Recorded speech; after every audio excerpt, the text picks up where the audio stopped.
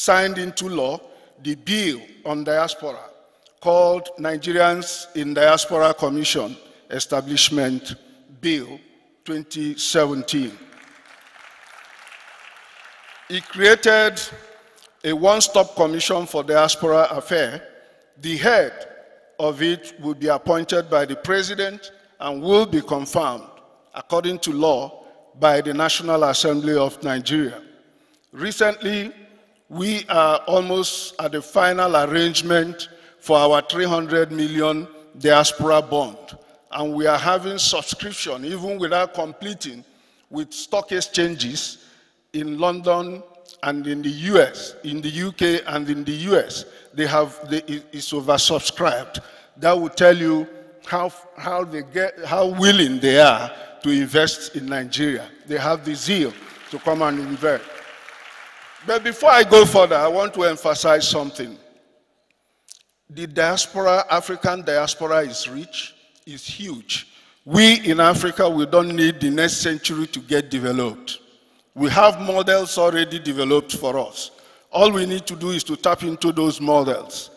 All we also need to do is to get the right people to drive those models, and we'll have them right here. But let me also let us know that the value of 21 billion US dollars is not by any kind of magic that we performed to get that. It is the factor of number. We have between 13 to 20 million Nigerians in the diaspora. And we want to let you know, it's a cliche almost, that any country you go to in this world and you don't find a Nigerian, that country is inhabitable.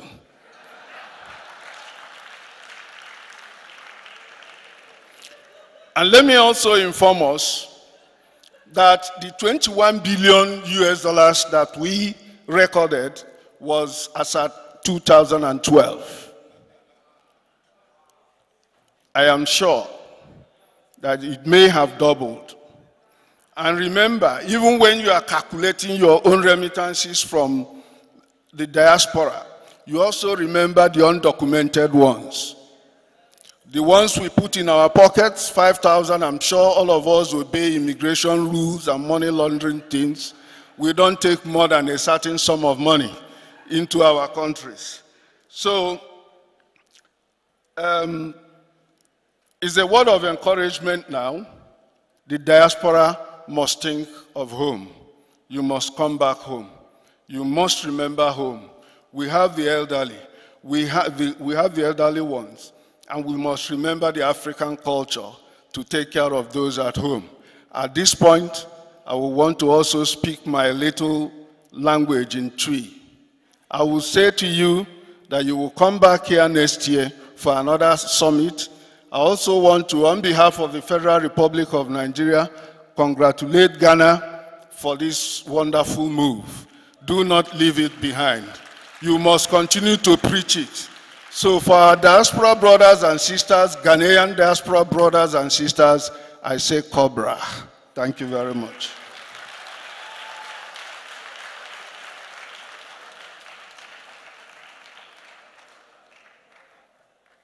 What was the figure again? 21 billion? From when? 2012. Just to test that the fufu or the kokonte hadn't got into you were listening. Congratulations. Clap for yourselves. Wow. Okay, quick announcements. Wallets are just raining. It's like it's raining wallets. So Peter Owusu Jr., please see me right now if you're here. And there's another gentleman here, Owusu Bright Kweku. I've got your stuff here. Thank you. And there's a Samsung phone. So if you're missing your stuff, please let me know. Our next presentation is on the African-American experience in Ghana, challenges and victories. Who is a diasporan? The next speaker will answer that question. She's the founder and head of mission of the Diaspora African Forum. Let us welcome Ambassador Erica Bennett.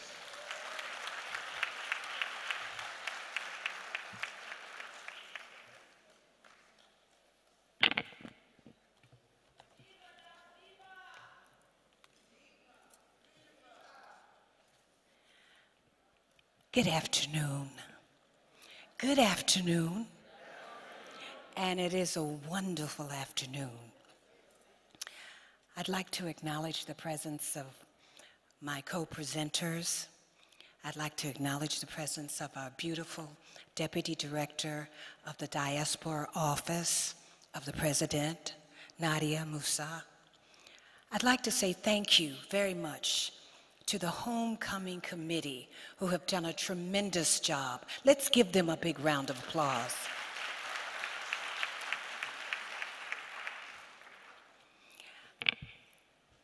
I was asked to talk about the question.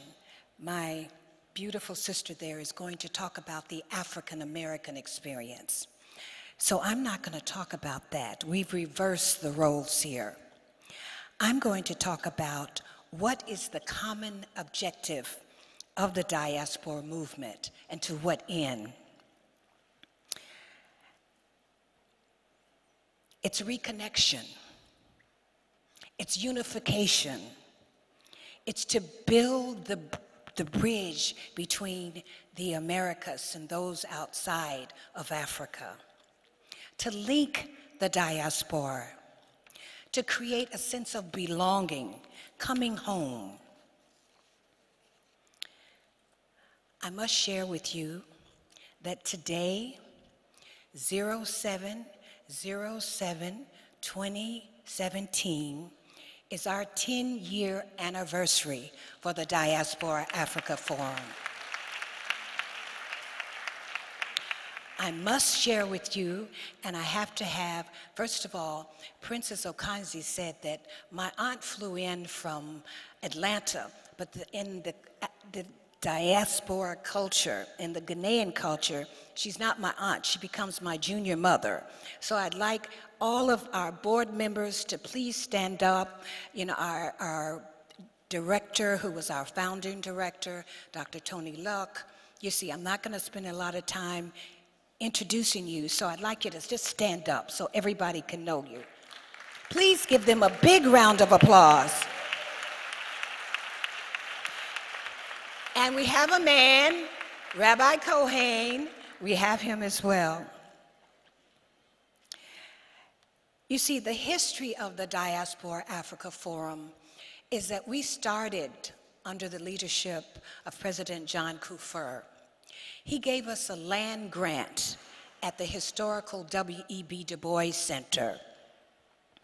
And then the then foreign minister, who is now the current president, he signed our protocols and made us a diplomatic mission. Let's give the president a big round of applause.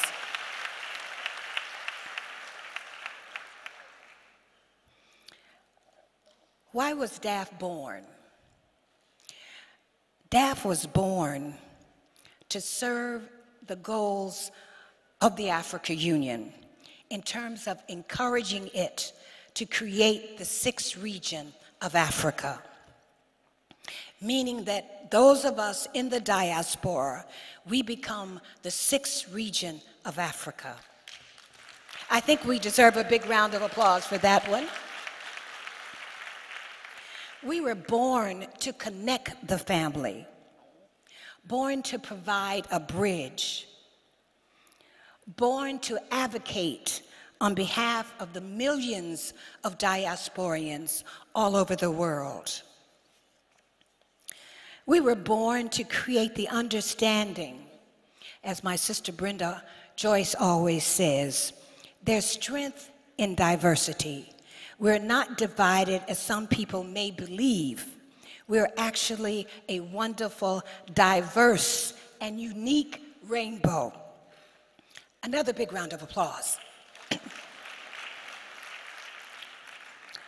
We were born to ensure that we realize that we have one goal, the betterment of Africa. Born to ensure that we realize that no matter what country we're from or wherever outside, we are Africans. Yes, I'll take another one. DAF is unique. What makes us unique?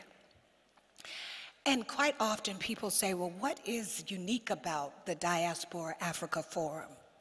You know, we were so happy when we heard the Minister of Foreign Affairs this morning talking about the Diaspora Africa Forum and how the country feels so good that they have the first and only diplomatic mission dealing with the diaspora for affairs. You see, Ghanaians are unique people, and do not get confused with this accent. I am certified Ghanaian now.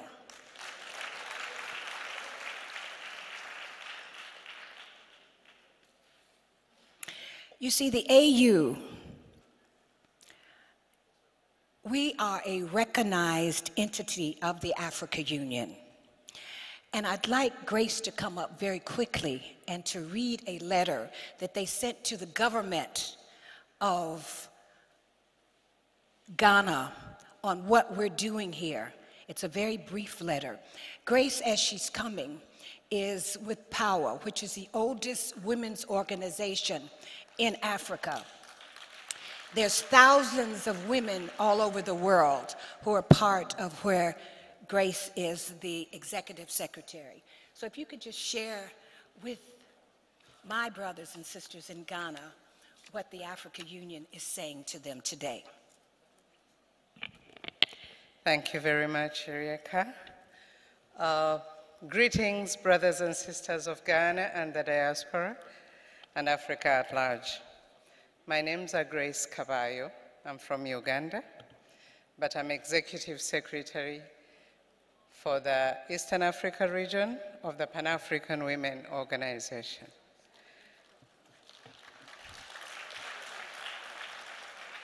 We come to Ghana in solidarity to strengthen each other, to share love and gratitude, especially for the people of Ghana, to have recognized the importance of actually implementing one of the most ignored strengths, the strength of our people in the diaspora.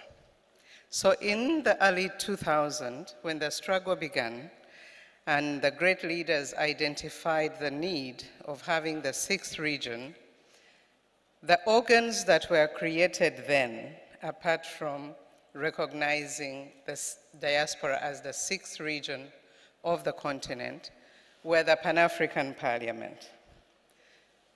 On top of that, what we call the ECOSOC of the African region, ECOSOC of the African Union, and that is to bridge between the civil society and the leadership. Then is when CEDAW was created to implement the DAF that we have today and the diaspora. So this communication comes from the office of CEDAW, African Union, and it says to Dear Madam Ambassador Binet, on behalf of CEDAW team, I would like to extend sincere congratulations to you and the entire DAF membership on the occasion of the 10th anniversary of DAF, 7th July. I believe the example of DAF is a testament of what is possible when a member state demonstrates genuine political goodwill and commitment to the important issue of diaspora engagement. And in this regard, we join you to express our profound appreciation to the government and people of the Republic of Ghana for their steadfast support to the cause of DAF over the last decade. As we transition into the AU Commission medium-term plan and proceed with the implementation of the first 10-year implementation plan of the AU Agenda 2063 framework, the role of the diaspora partners and stakeholders will continue to take on critical importance, and organizations like DAF will continue to have a seat at the table as we collaboratively pursue the attainment of the key goals and targets set forth with these framework documents. Due to the demands of the AU Summit, we will unfortunately be unable to participate in the anniversary activities in person. However, rest assured that the CEDO team will continue to champion the cause of diaspora participation and will, in this regard, highlight the DAF anniversary activities on our relevant communication platforms, including on social media. Best regards and wishes, Ahmed El Bashir, Director CEDO of the African Union.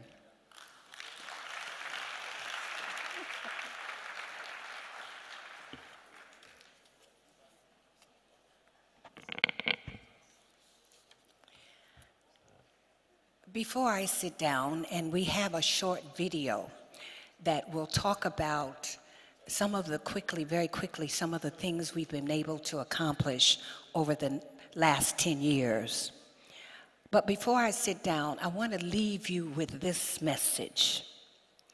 You are not an African because you're born in Africa. You're an African when Africa is born in you. I am an African woman.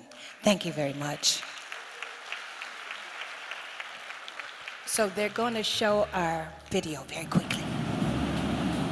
Centuries ago, the transatlantic slave trade ripped millions of Africans from the shores of the continent, dividing kith and kin, dispersing Africans throughout the Americas and Europe in the worst crime against humanity. This was the origin of the African diaspora. Policy recommendations, and hiring practices.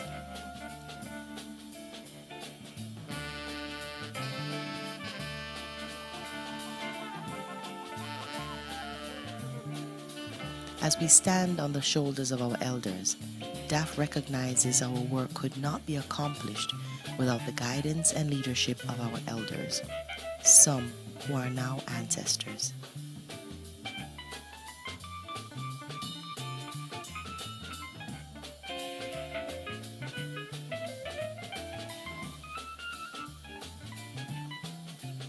Partnerships are important to DAF, and initiatives with such organizations as Plan International, our Junior Ambassadors Program, the Rita Marley Foundation, a Buri Farm project, and the Zernona Clayton Foundation School and Orphanage Project, all an important part of our community service and our responsibility.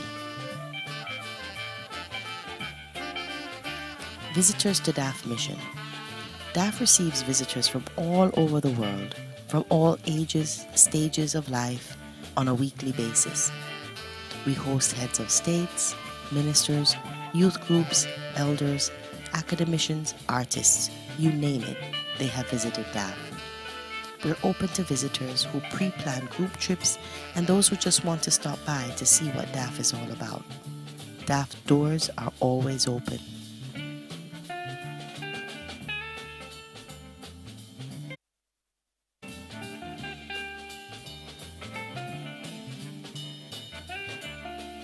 In the past 10 years, we've had many special moments that have created amazing memories.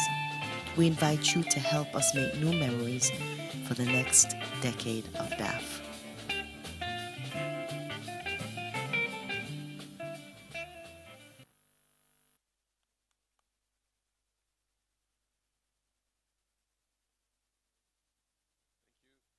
Thank you, Ambassador Bennett.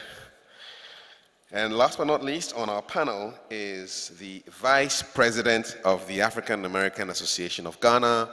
Please put your hands together for Gail Nikwe.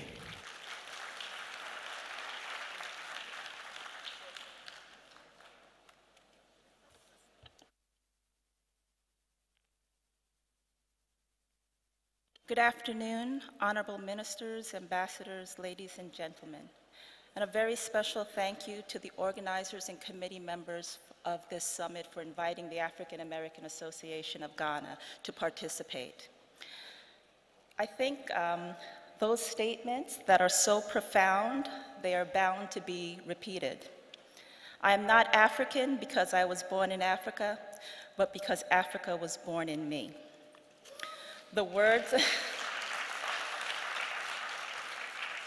the words from the great Dr. Kwame Nkrumah. They were undeniable and speak volumes about his vision for Ghana.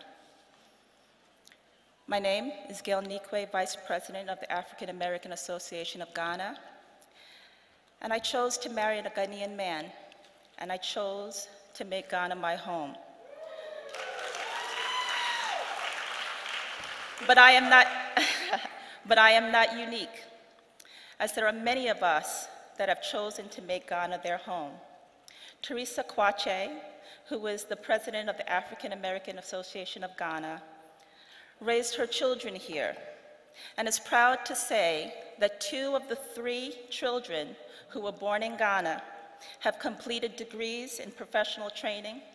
One is a dentist, the other is an attorney, and both will be returning this August to put the education and skills that they have learned in the UK and in the US toward the development of Ghana. They are not the first, and they certainly will not be the last. Dr. Nkrumah first invited diasporans in the 1950s. We are honored that he had the vision and saw the need for us to collaborate to develop this great nation. Fortunately, some, after several years of living here, were granted an indefinite stay. Recently, 34 diasporans were granted Ghanaian citizenship, but there are many more in this community who live here and have not been granted this privilege. As we have the ears of many big men and women listening during this summit, we humbly request a streamlined immigration process to give us the opportunity to gain permanent residency, and for those who desire it, and probably most importantly, may deserve it, citizenship in Ghana. That said, we have prepared a video which showcases some of the lives and experiences of diasporans living in Ghana. Please.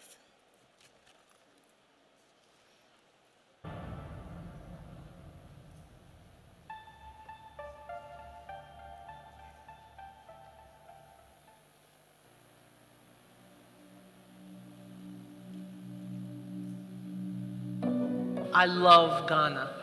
Flowers, the fauna, the flora. It is a beautiful country. I don't see myself going back to the United States and living there. It's taken some time, but I kind of consider Ghana my home now. Security is very good, and I like it here because it's a wonderful place to rear children. The people are an amazing people, peaceful, and I've been to most West African countries and can tell you that the spirit of Ghana is a very, very unique spirit. Education-wise, it's been excellent for my children to grow up in Ghana. Ghana is full of opportunities. Welcome to the African American Association of Ghana. Welcome to Ghana, the gateway of Africa. Welcome to our family. I've been in Ghana for about 5 years, actually now going on 6. I've now been here for a good 13 years. I've lived here for 5 years now. I've been living in Ghana since 1962. I've been in Ghana 21 years. I've been living in Ghana for 47 years. I've been in Ghana for 51 years. The African American Association of Ghana is truly an opportunity for people to acclimate themselves into the African fabric or the Ghanaian culture with someone to talk to who's gone through it and has experienced the things that you might not understand. The reason AAAG was established was so that we could be of help to each other, and especially for new people who are coming into Ghana. It was very important to most of us, and this was one way we could get together and communicate. So we have people that come and say, oh, I've been in America so long and help me get back to my own country. And we're like, we've been here, we're here for you. Being at AAAG helps you to understand how to navigate the waters, how to modify, how to work with, how to support each other as African Americans in Ghana and how to integrate into the Ghanaian society as the stakeholders that we are. Up to date, we have a membership of over 100 people, and we do so much to support the African American community in Ghana. I came in, and it was the people in GGHS that told me the do's and the don'ts and came to check on me because my husband, we were living in La Paz, and there were no telephones, and so they would drive down every week to check on me, and I was an active member. I later became the president of GGHS. Ghana is still a great place for business opportunities if you're looking, and you don't have to have a lot of money. I mean, we've had as many as 100 employees. I decided to go into baking, and because I remembered I could bake. Now I have 40 employees. So we've had some good experiences with business because some people might remember the shoes that they called, I think, Achimoda sandals. But when Mr. Akuli designed the shoe, he called it Boys and Girls, which went very well. It was business that brought me here, both times. First as a consultant to a major mining company, and I then became a consultant to the Ministry of Mines, and that continued for a number of years. I started out with the Mormons in Ghana. I had a short stint with Databank Ghana Limited. I've taught at a school, and finally I've ended up at the University of Ghana working with international students. I'm currently the director of Webster University, which is an American university, gives the opportunity to Ghanaians and West Africans, Sub-Saharan Africans, and people around the world to have a U.S. accredited degree. I'm currently doing a Master's of Arts in Anthropology, and what I'm studying is African Americans' experience living in Ghana. What I love about Ghana is so much, particularly it's the food. My favorite food is ground-up soup and a mutuo. If you give that to me, I will smile, Papa. My favorite Ghanaian dish is banku and tilapia with the pepper sauce that they make. I also love apra prensa. People can't believe that, but I do enjoy it. When your children grow up here, they feel the sky is the limit because they don't feel that there's any drawback to them having dark skin, because they see that the doctors are black, the lawyers are black, the teachers are black, the president is black, so they have a lot of confidence in themselves. Moving your child here, you give your child the opportunity to be a global citizen. And that is something that no one can ever take from him. My experience in Ghana over the past 23 years has been fantastic. I've been received very well. I've been able to pursue all of my aspirations. There have been no impediments or obstacles.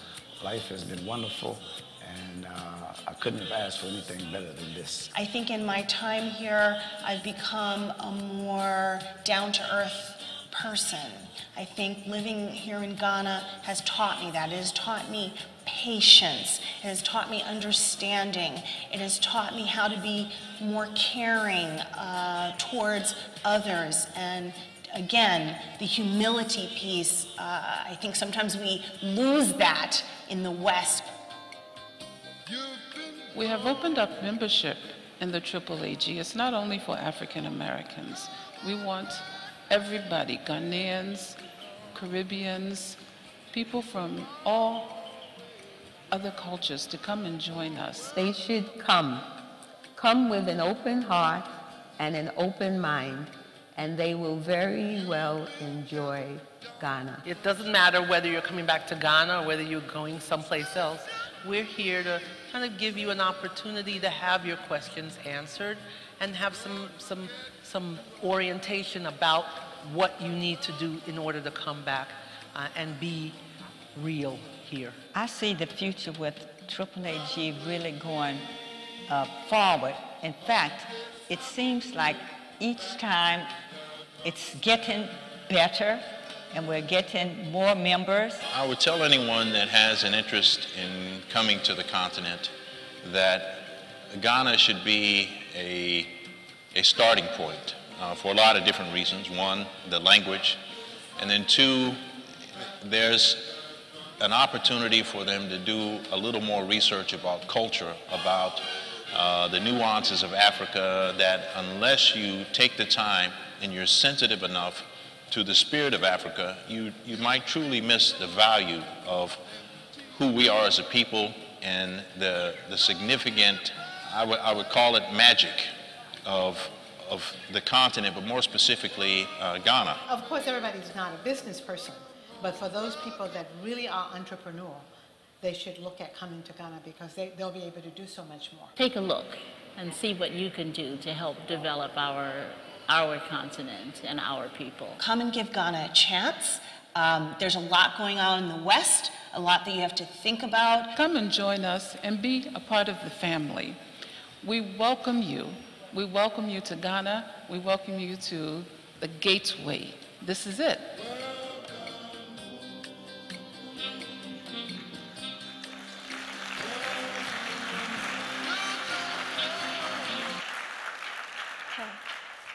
That was a fantastic video, actually. The African American Association of Ghana has been tasked by the organizers of this summit with providing insight into the experiences of African Americans living in Ghana and the particular challenges and victories we face. As you can see by the video we just watched, and it is important to reemphasize that while African Americans may share a commonality by identifying as an ethnic group of Americans, we are not, by any stretch of the imagination, a monolithic group of people. The African American Association of Ghana consists of Christians, Muslims, Hebrew Israelites, Pan-Africanists, Southerners, Northerners, people of Caribbean descent, Ghanaians, young, old, entrepreneurs, scholars, professionals, retirees, artists, students, short-term expatriates, and long-term residents. We run the gamut. Essentially, our organization is open and welcoming to those who share our values and support our mission statement, which is to facilitate the cultural, social, educational, and economic integration of African Americans and other people of African descent returning from the diaspora into Ghanaian society. In 2016, there were approximately 5,000 African Americans living in Ghana.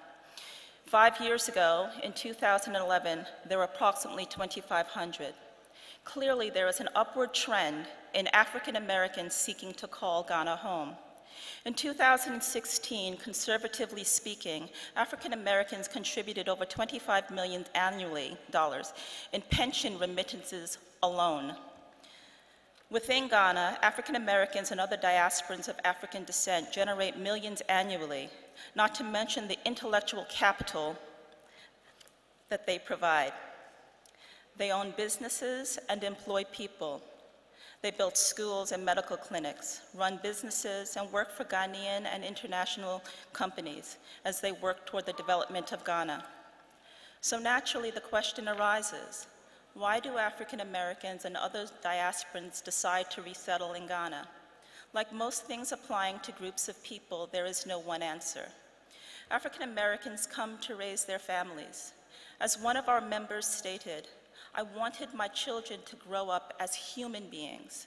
I didn't want them to grow up in an environment where it does matter what color you are. We come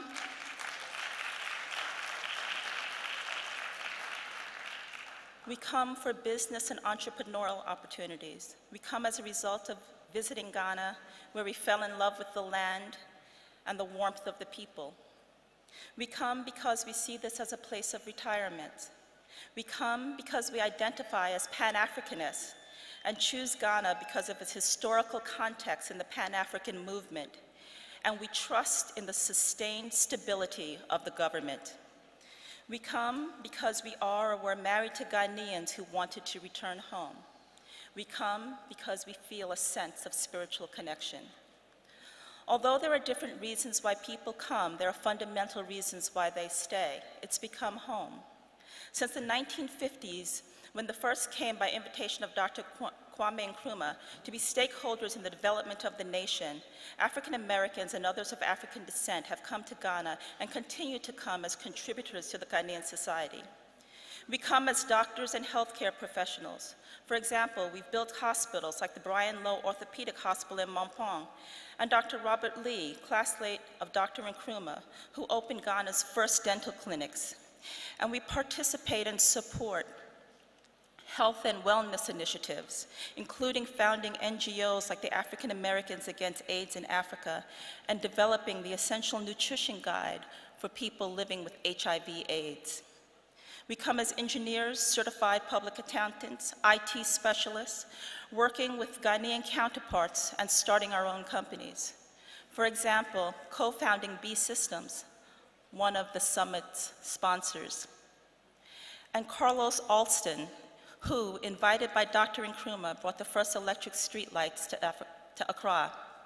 We come as architects, who initially came to work in Ghana with international firms and ultimately started their own. And then there are those who worked as lead architects in the designing and building of the new American embassy. We come as restaurateurs, hotelers, guest house owners. For example, One Africa in Cape Coast, Chez Afrique, Beachcomber, Bake Shop Classics, Mabel's Table, Almond House, Jamrock, Delish, Diaspora Foods. We come to support tourism, for example, founding Lounge Tours and bringing the first international rental car business to Accra, Avis. We come as teachers embarking on educational endeavors like Basics International, located in Chokor, whose mission is to break cycles of poverty in inner city communities and to empower the disenfranchised through education to become self-sufficient members of their communities. And OIC International, Opportunities Industrialization Center, founded by Reverend Dr. Leon Sullivan, located in East Legon, which provides technical and vocational training to young people. African Americans have opened schools and computer centers and extracurricular programs, and we support local children by providing funds to attend school. Over the years, we've provided support to the children's wing at Corley Blue Hospital and support several orphanages in Ghana.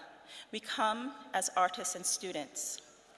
What tends to bind all of these contributors together is the mindset of a developmental strategist. These diasporans, unlike many other non-Ghanaians living in Ghana, are not solely profit motivated, but rather they seek to enhance the development of their adopted home of Ghana. That being said, the life of an African American living in Ghana is not all milk and honey. There are definite challenges. Ghanaians and Africans who don't really know or understand African Americans and our desire to be here. Difficulty and cost associated with residency permits and the right to stay in Ghana. Infrastructure challenges, people taking advantage of their kindness, and the difficulty in understanding and appreciating cultural differences.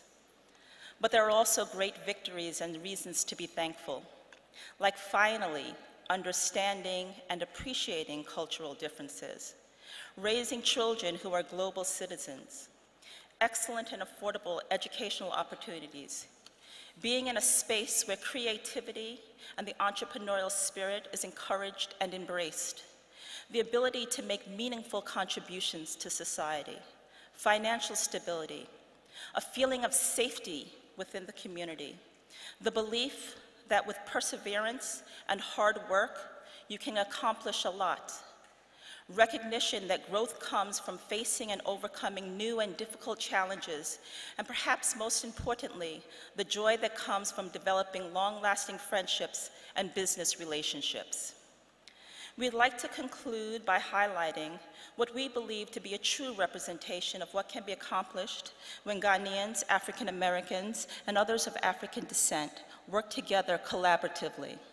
Last month, the art exhibition, In Memoriam, Portraits of the Middle Passage in Sutu, by Ghanaian artist Kwame Okotobamfo, opened in Cape Coast Castle, providing a visual representation of the millions of lives lost during the transatlantic slave trade.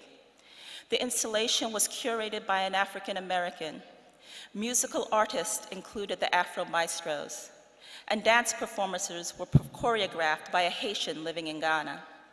The installation was attended by Ghanaians, African Americans, diasporans, and others, and it was a resounding financial and cultural success that helped build the bridges of understanding among all participants. The African American Association of Ghana considers its current members and future members to be stakeholders in the Ghanaian society. We welcome you, all of you, to join the organization as we learn, grow, and network together through dialogue and engagement. And that is how we, together, contribute to development, opportunity, and value here in Ghana. We thank you very much for your time.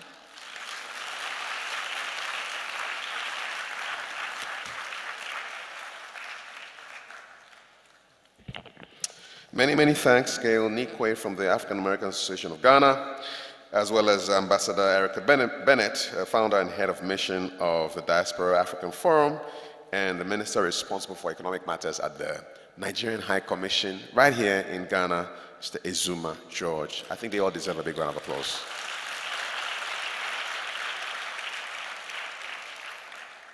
And now I ask them that you may, if I just, we're so far out of time, and so I'll ask them to respectfully leave the stage, and you can network with them and ask them your questions as well. We're so far behind time, but thank you very much. Thank you. Before the next speaker, I want to make a couple of announcements. So I got a question from Karina, I believe, from California, asking about what to do if you want to register a branch of your business here in Ghana. You have a business wherever in the world. And my prayer has been answered because I do have the senior company inspector from the Registrar General's Department who is here. Please, Mr. Chris Nekwetete, please step up. I just want to let them know who you are, and I'll leave you with his details. So if you have any company registration issues you want to deal with, he is the man to talk to. That's what he looks like. He's in the hall. And yes, so that's your man. With your permission, I can give them your numbers, right? Okay. So his numbers, just please take his numbers and you can talk to him later. 0244 656 338. 0244 656 338. Also 0264 656 338. And there's a third one. 0504 656 338. Those are his numbers. Mr. Chris Nekwetete, he's at the Registrar General's Department. So all business registration inquiries, please send them to him. I believe, yes, you can send him a text, WhatsApp, or you can call him as well. Okay, a couple of announcements before my next speaker. The gala tickets are still on sale outside, so check out the information desk and get a gala ticket for tomorrow. There is a survey that we want you to fill out if you go to the GhanadiasporaHS.org. That's the website. You can fill out the survey. Let's know your feedback on this particular event.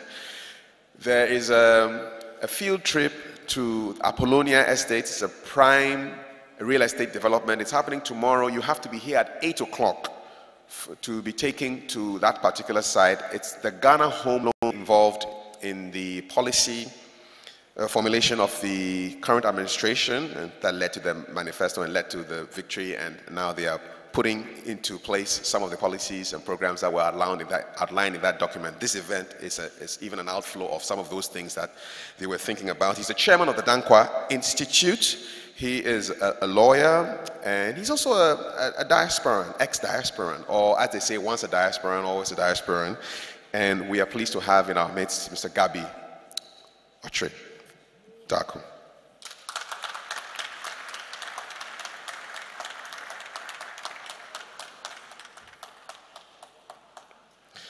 He'll be joined on the stage with the director of the Diaspora Relations Office, Mr. Ewa Ababio, and they will take the stage for this particular engagement, after which there will be a Q&A, so listen carefully and enjoy the interaction. Can I now bring on Mr. Gabi Asari Ochudako, if you're ready, sir, for your presentation. Thank you. All right, let's welcome him with a round of applause.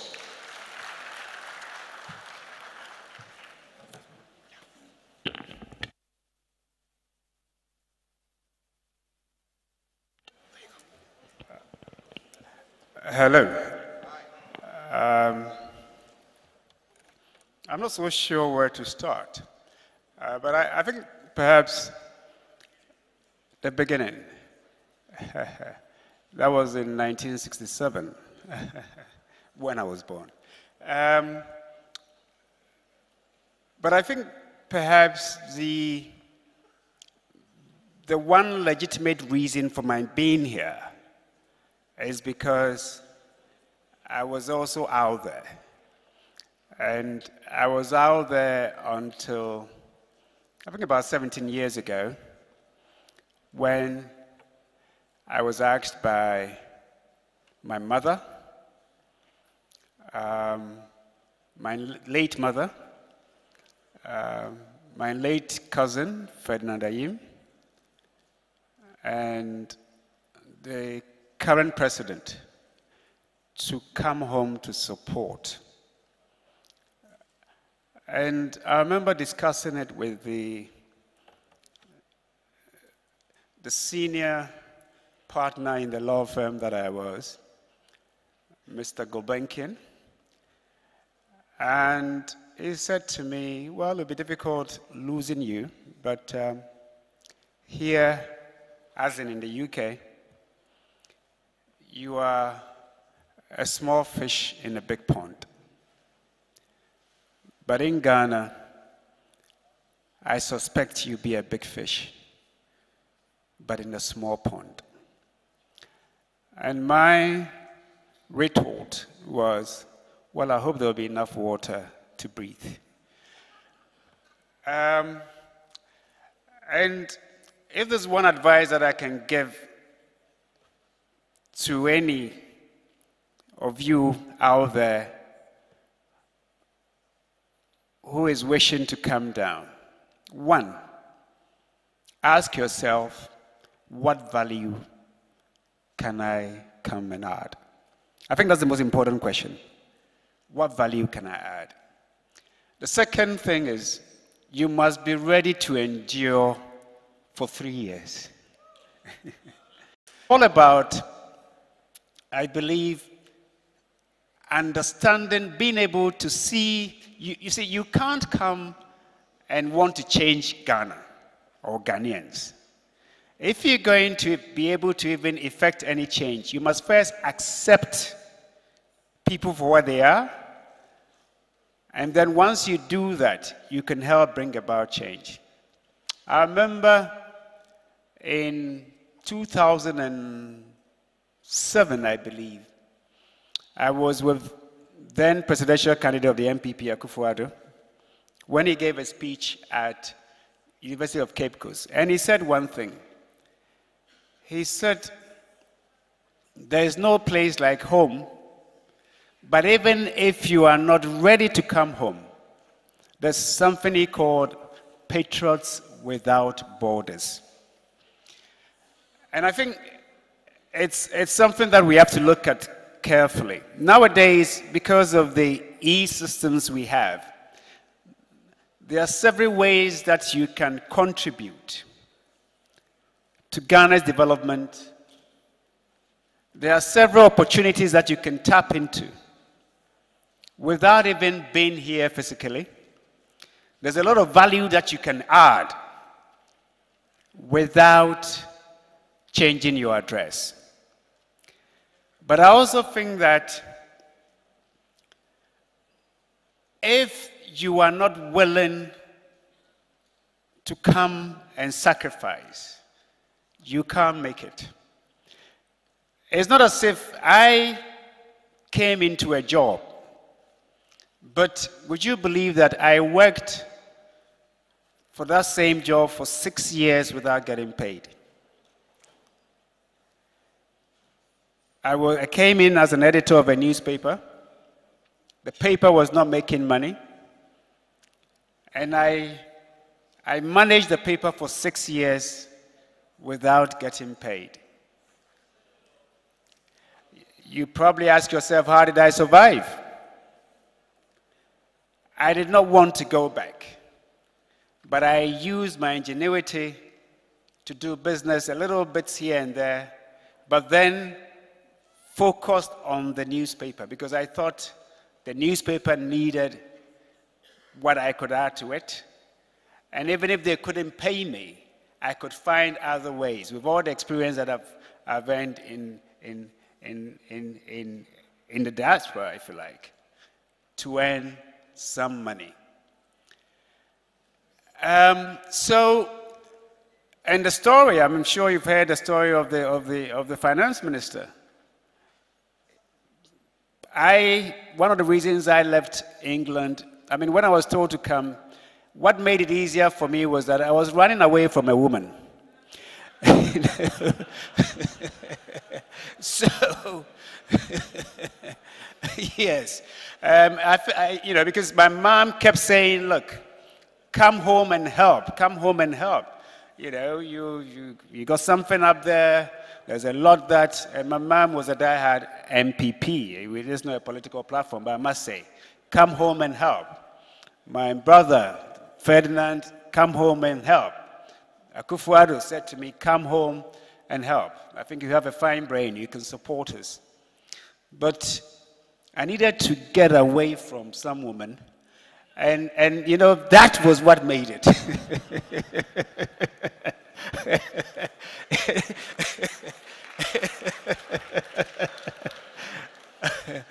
And like I said, it was not easy.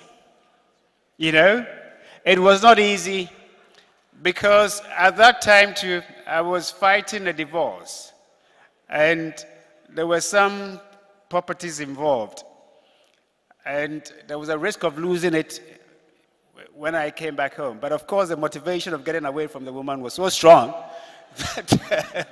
that it was, you know, and I came back with nothing. If I say nothing, I came back because I was not ready for Ghana. I was part of Ghana. I came here every election. I was writing articles. Sometimes I would come to Ghana for 3 months, but I was not ready to move. Because, you know, I wanted to have my big house. I wanted to, you know, there are all manner of stuff that I wanted to have before coming. But of course, you know, the motivation of a strong woman beat everything. So I came. But I came and I was staying in my mom's house. At my age, I had to even sneak a woman to my bedroom because my mom would be wondering,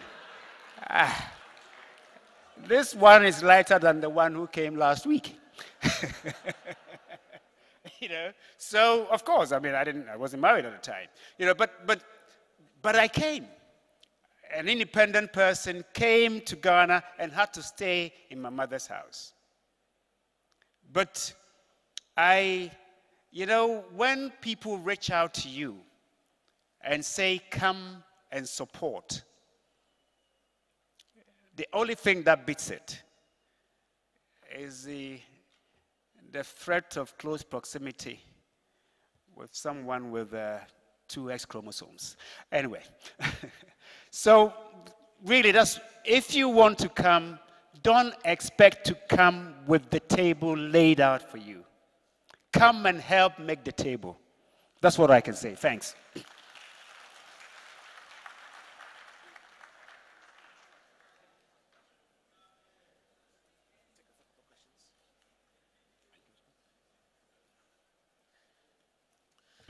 We now have the director of the Diaspora Relations Office here to speak with us, and then we'll take some questions as well, Mr. Ewa Ababio. Good afternoon. Good afternoon. I'm here today to see if I can tell you how we're going to keep the momentum going. What steps are we going to be taking to keep this momentum going? And I must begin by telling you that what you already know.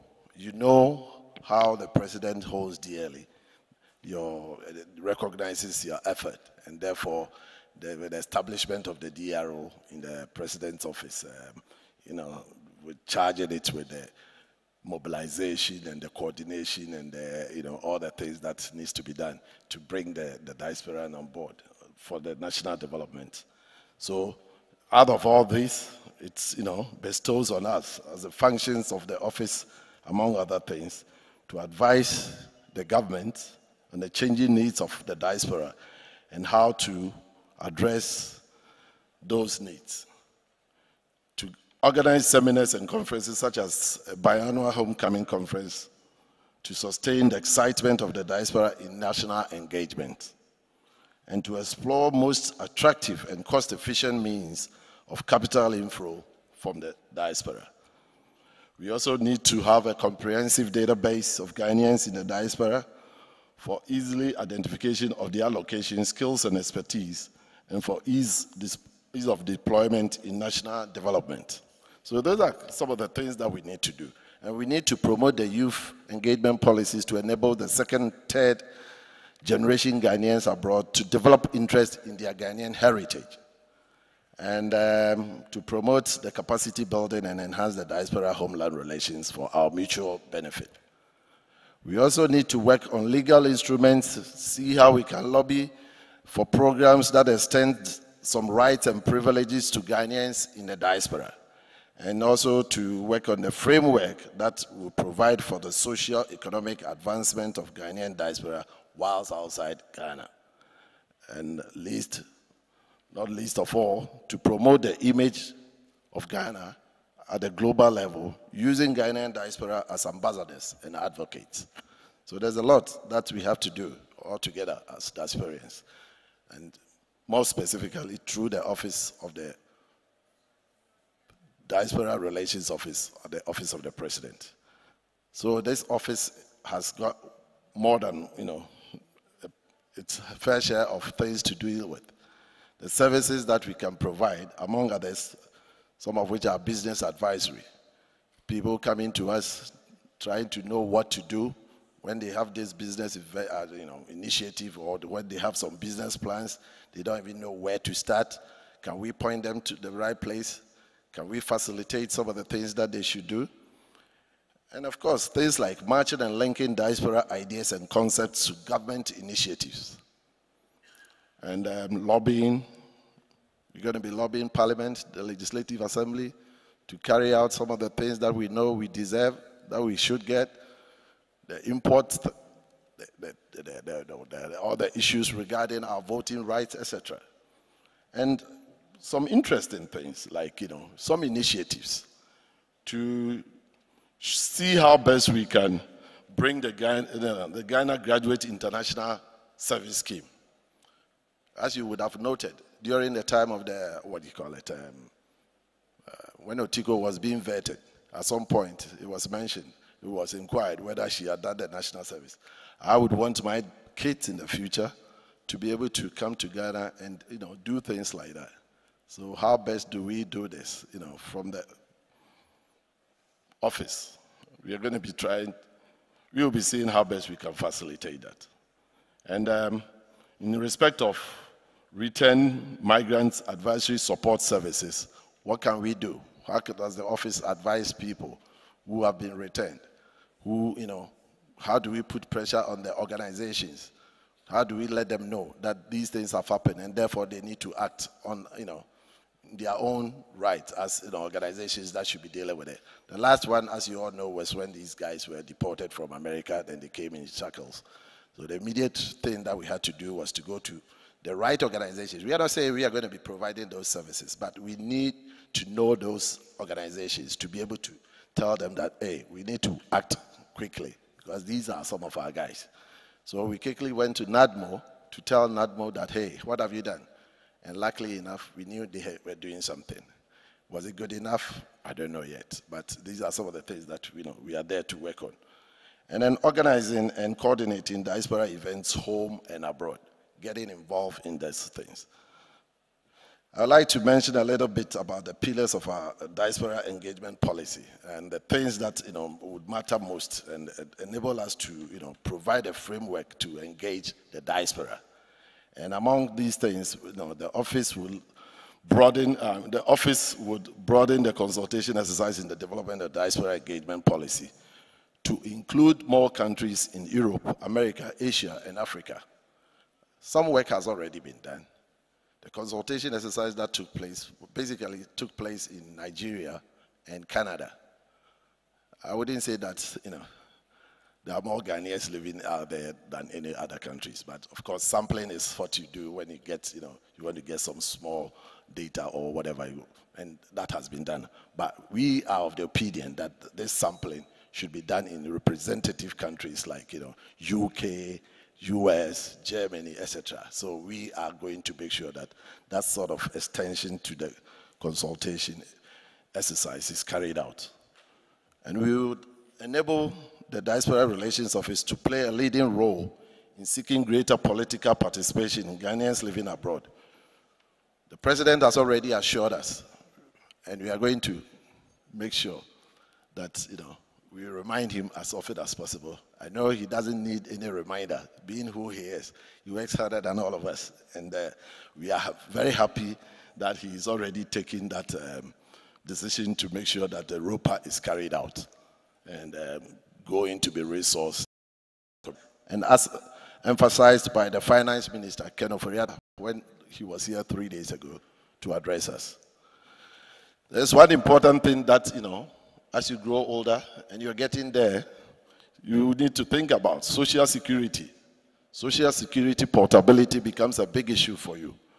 And migrant workers contribute to various social security schemes in their host countries. We will work together with the National Pensions Regulatory Authority and other government agencies to create awareness and facilitate the transfer of their social security service to Ghana and encourage the development of voluntary insurance schemes for Ghanaians living abroad. The CEO of the National Pensions and Regulatory Authority, Mr. Hayford Atakrofi, highlighted this in his presentation yesterday. Was it today? Yesterday, I think, yes. Social security and human rights protection is needed for the well-being and guaranteed human rights of all categories of migrants in line with national requirements and treaty obligations, including the undocumented. And we would be impressing on government to urge our embassies to have that bilateral agreement, bilateral talks, bilateral discussions with the host countries where our diasporians are to see how best their protection can be guaranteed. Everybody talks about what is happening in the Gulf as a typical example of where we need that bilateral kind of talks to enable them to respect our people, irrespective of where they live. There's also this aspect of diaspora tourism and cultural heritage, and we are going to be encouraging it. I realize that, this is something that we needed to work on, even with this committee for planning of this summit, to broaden the scope, to enable as many government organizations as possible to play a role. And the tourism is going to be one critical thing that we need to bring on board, because it's a win-win situation for the homeland and the diaspora. We will encourage the development of cost-effective tourism and cultural programs through private, public sector participation for the diaspora. There's also this return and readmission and reintegration efforts that needs to be, hyped up in order to make sure that those who are of a certain age, who left Ghana at some point and want to come back to join the professional fold, to join the professions that they belong to, and reintegrate into the socio-economic development is facilitated. The policy strategies would include development of national readmission framework for the readmission of diasporians with skills within relatively short time and establishment of returnee council services that can address the peculiar needs of returnees, migrants, and thereby facilitate their readmission and reintegration. There are so many professionals, civil servants, and all categories of workers who would want to be reintegrated when they come back. I think in the course of the deliberations here, we've had numerous occasions where people have come around to say, yes, I've come back, even though I'm at this age, I want to know how I can contribute. We need to think about this and make sure that we facilitate it. Working in partnership with our diplomatic missions and Ghanaian associations abroad, we will pursue youth engagement strategies aimed at third-generation Ghanaian diaspora, born abroad to Ghanaian parents, to cultivate and sustain their interest in Ghana heritage.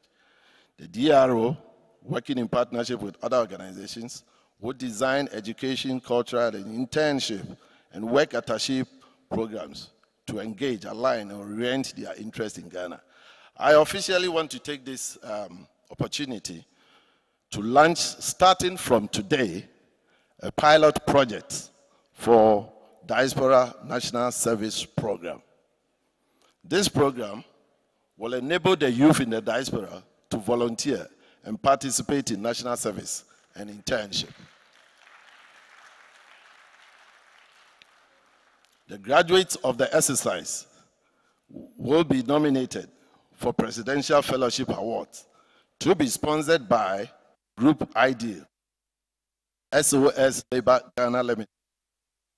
And there are 40 spaces immediately available for the pilot program. So that's up for you and your kids out there to see how best they can utilize this facility.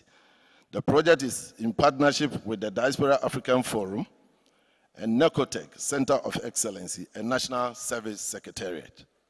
So we are up and running already, trying to see how best we can facilitate and we can bring our kids in to, get to know the country better. I know you've had a long day, and so many of you must be so tired. Perhaps listening is becoming a problem. But I can assure you, I'm coming to the end of it. But before I do, I'd like to say that yes, a new impetus has been given to the diaspora engagement with the creation of the Diaspora Relations Office at the Presidency for the promotion, mobilization, management, and coordination of diaspora-homeland relationships. The establishment demonstrates the value the government places on your contributions from the diaspora. The office will continue to strive for effective diaspora engagement policy to benefit from your accumulated talents. Permit me to express my appreciation at this stage to the Ghana Diaspora Homecoming Planning Committee for their zeal, commitment, hard work in planning and executing this summit to a successful end. On behalf of the Diaspora Relations Office and the government, I thank Mr. Alex Adade, under whose leadership this summit has been successfully organized. In keeping the momentum going, and I repeat myself, in keeping the momentum going, I hereby appoint the Vice Chairperson of the 2017 Planning Committee, Mr. Jermaine Nkrumah, to chair the 2019 Ghana Diaspora Homecoming Planning Committee, to provide that linkage, to provide that connection between this and any subsequent, planning committee that we have. And here again is an opportunity to shift the axis from Europe to America. I hope the Americans are here and you love this. So that one of your own, we have done it and we've shown our excellency, and you should appreciate this. Now is the opportunity for one of your own to also show the leadership. We are going to stick by the old standards that have been set, which is that we are not going to be using government money to do any of these projects going forward long term. We are going to see how best we can get the private sector to come in, to contribute, to make sure that these events can happen. The contributions are not going to be coming only from, countries in the homeland, countries in the host countries as well. And upon this note, I want to thank you all, distinguished delegates, for spending so much of your time to discuss the issues that are, very relevant for you. We've taken notes, and I can only give you the assurance that we will be acting on it. Mr. Jermaine is not here, but I can tell you he's been one of the committee members, and they've all acted along to bring this thing to a successful end. Thank you.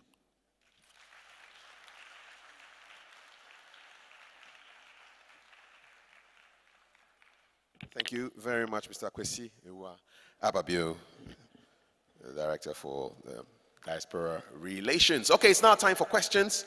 Two key persons here. The gentleman who just spoke is in charge of the Diaspora Relations Office, so everything diaspora is what you want to be addressing to him. The previous speaker, Mr. Gabi Asari Ochredaku, has the ear of the president. I mean, it's as simple as that. So with these two men, I think you can get all your questions answered before our final speaker. So let me have the cordless microphones at the ready, and I can already see people lining up to ask their questions. If you haven't asked a question before, since Wednesday, now is a good time, and we'll get as many questions as we can in the next 15 minutes. Questions and answers in the next 15. Can I kick off? Can we go? You have a microphone? Okay, let's go. Hi, my name is Derek Addo from the UK. First, I want to commend Dr. Abibio and the rest of the office, the ministers, and His Excellency, the President, for the event. As a recent returnee, 1 month, it's very encouraging to see. After the display of Arnold, Daniela, and Michael on stage, it's given me more vim, it's given me more encouragement that there's a lot of people doing these great things after returning from the diaspora. What I would like to suggest, less of a question, but more of a suggestion, is maybe you could organize an advisory board or some ambassador program where you could have more of these people evangelizing to their peers. It's one thing for the government to promote and to market these, but to have people like the young ambassadors we had today pushing these efforts will do a lot for people like me. The last time I visited Ghana was 8 years ago. I was fortunate that I made the jump, but there wasn't enough success stories and testimonies. And that's just a suggestion.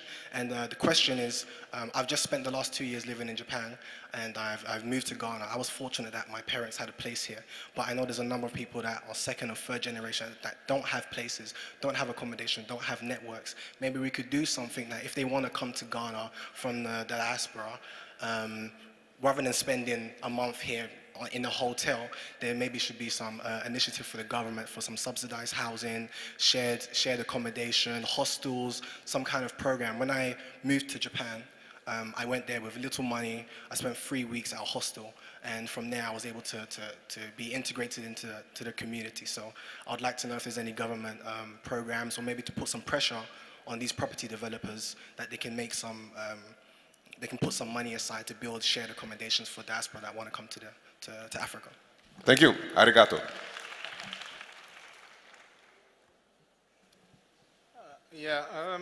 My question actually was for Professor Kweku Asari, but I just missed him because of the time we needed for lunch. And it was about ancient titles, because I see there is an omission. I actually queried him, and he did accept that there was an omission in his speech about titles and the fact that there is value attached to titles. And some Ghanaians do have ancient titles, but when they do go overseas, they tend to forget about it. But English people coming to Ghana do maintain their ancient titles, and they do maintain the values attached to it. So I just wanted to, and I did get clarification from him that the ancient titles are entrenched in the Constitution of Ghana, but I don't know which particular section it is. So that is what I want to remind. All right. I think there's a gentleman behind you. No? Okay, yes. Yeah. And then I'll come over here. Okay. My question goes to Mr. Ochredaku. Please convey my message to the President. Those from the diaspora come in here, buy their plots of land, they want to develop them, and then somebody comes in as a land guard to disturb whatever he's doing. So please, let him do something about this land guard menace. That's all I want. All right.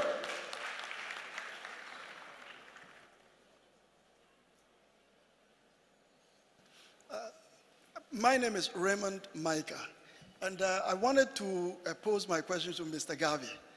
Given his central role and contribution to the thinking and the work of the president, First of all, I want to say there is a little risk that we all face in assuming that all these diasporans are relatively rich. Of course, compared to Ghana as a whole, we are better off, for sure. But we are not as rich as we ourselves are even making ourselves believe. So, for example, yes, thank you so much. So, for example, you say, for sure, everybody is pointing to the fact that remittances are significant, and there is no doubt. $2 billion, $5 billion.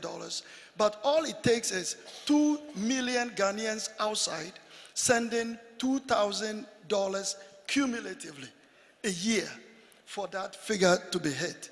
But if now we wish for Ghanaians abroad to come and really, really make a difference on the ground, for praying that Mr. Gabi will really work to try and find creatively a way that Ghanaians can get their citizenship back and the policies can be amended. All right. To make it. God bless you. We have 9 people in the queue. Let us make our questions very short. Even if you take a minute, that's 9 minutes already gone. So please, so that we can have as many questions and then we can get the answers from Mr. Ochodako and Mr. Ababio. So please, begging you in the name of the Almighty again, please. All right, a minute, I'll cut you off after a minute. Okay, your time starts now. Okay, I'll keep it very direct then to Mr. Ababio, is that right? Okay, I'm Henry Jackson Kofi and I'm based in the UK. So much has been espoused and very laudable and emerging issues coming out here. Is there a plan to capture in one place, like an action plan, all these key outcomes and deliverables with clear timescales where, you know, we can then access information, to monitor progress and see how things are going? It will provide a roadmap so that we will know where we are at any point in time. Thank you very much. Thank you. Thank you very much. Yes, sir. My name is David Atugel from UK as well. First, I just want to find out whether or not this committee will be broadened. Why I'm asking this is because I know it's an initiative from the MPP government, which is laudable, but as you know, diaspora is a polarized, yes, and so we should seem to see that that is key, that we broaden it to include other government, other parties, or make it look, not sound like an MPP, whatever. The second one is, I want to make a suggestion that you all know that within the diaspora, voting ROPA is about the least of our concerns. Least. The ordinary people that are over there, ROPA, what I mean to say ROPA, I mean voting and other things are about least concerns. 60 seconds are up. Please ask the question. So what I will suggest is, if we are making contributions, we should try not to look at headline grabbings and look at the real concerns of Ghanaians when they are coming back. Like some people put it about the port, our access to what they call registering, and so many other things, access to money, so many things, so that at least we do not lose focus. Because, in fact, the actual problem is not necessarily, even in Europe, how many of us vote? There's quite a lot of us, if you tell me, when it comes to voting, we all don't right. vote. So we have to focus on the real issues, access at the ports, and making sure that the systems are through. Thank you very much. Madam. Hello, my name is Eulalia Deganis. I'm from the US. And I just quickly wanted to make a suggestion. I know that the focus today is on diasporans who are coming and bringing skills and stuff. But there are also outside a lot of diasporans who are available as resources to the country. And I say that in particular with when we have our teams from here going out to different countries where they're signing deals and stuff. Usually they bring in a lot of technical experts from here, where I think that sometimes the cultural sensitivities within the countries where we're going for either development loans or technical expertise, we do have a lot of Ghanaians all over who are really technically competent and very available. So I'm looking at it as something very cost effective when we do reach out to those people out there who can be part of whatever negotiation teams you have, who also may be able to bring insights that are maybe not readily available to the Ghanaian teams on how to negotiate and get good deals for us. Thank you. Thank you. Very valid suggestion. Last person in this queue. Last person, and then we go here and we get our answers. Yes, sir. All right. Thanks for the opportunity. My name is Isaac Kisi. I'm here. I used to live in U.S., Texas for a very long time, working in healthcare technology.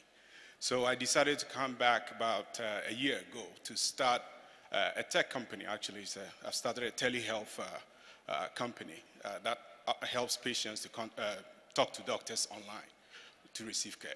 So my main question has to do with taxes and how entrepreneurs like myself and people who want to come in here are treated.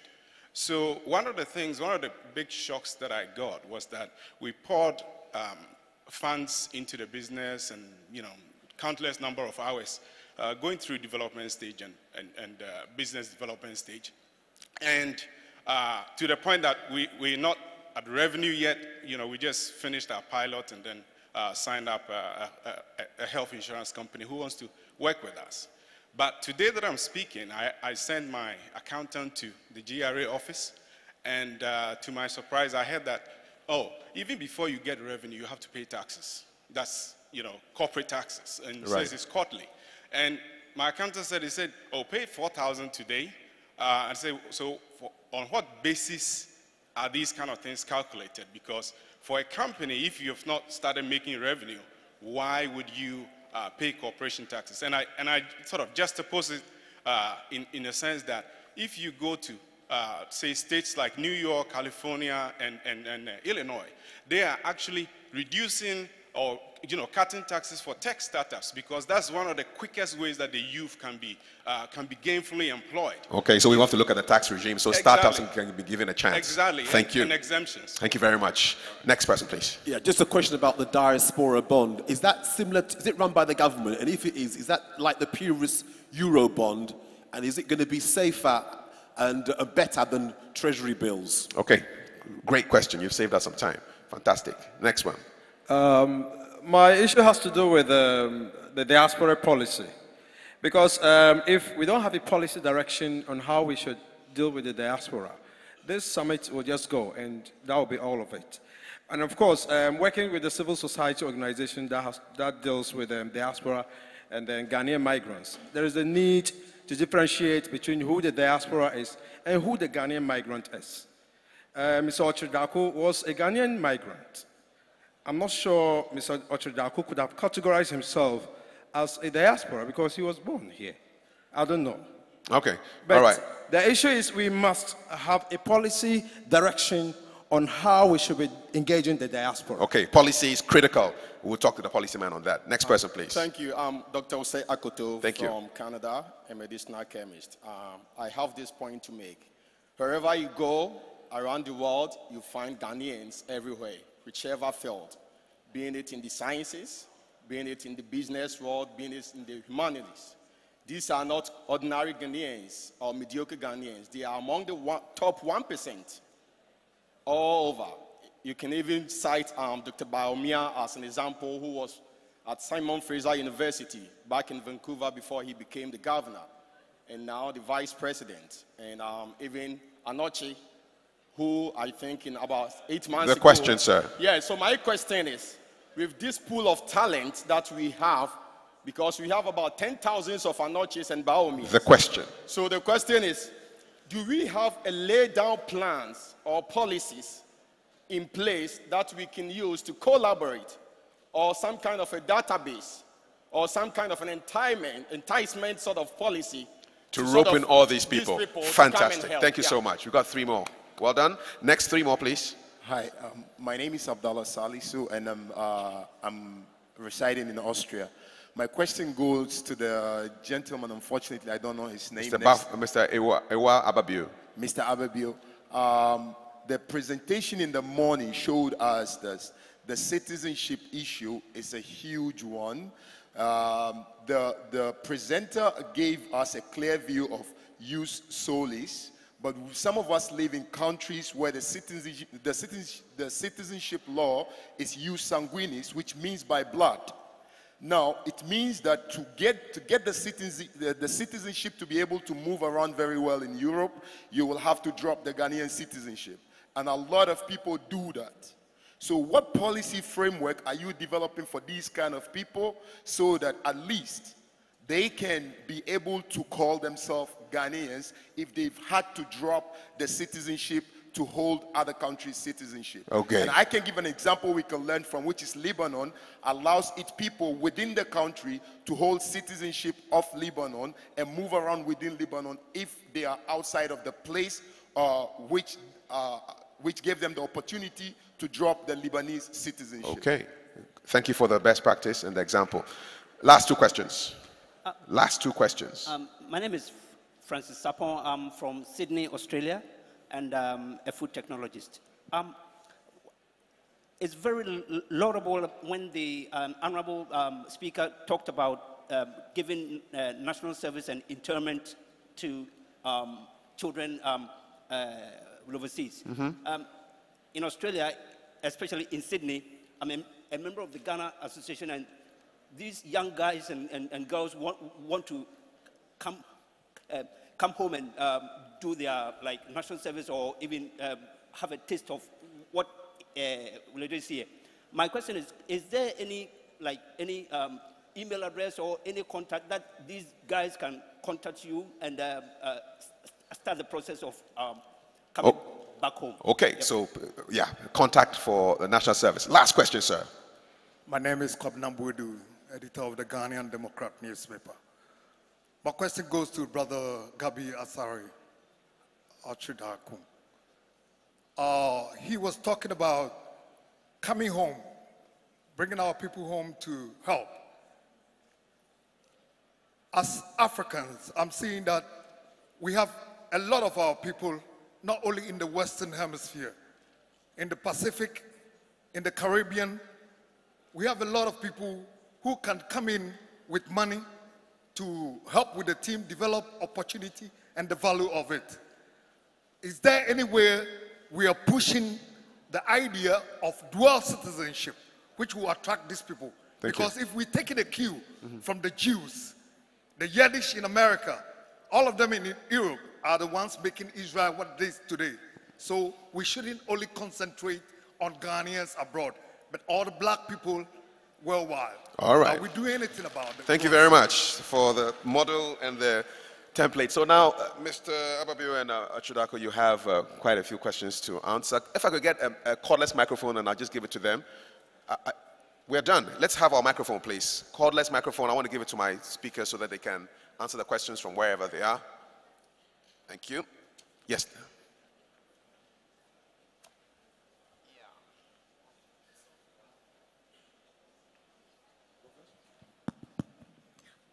Oh, hi. Yes. I've got a list here, and I think on my list I can see I may have to deal with 11 items.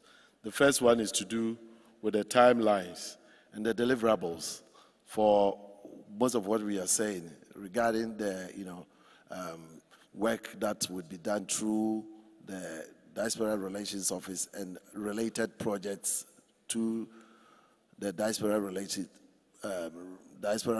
Office. Yes, I very much agree with you. This is a culture that we have to develop, and this is something that we will be encouraging.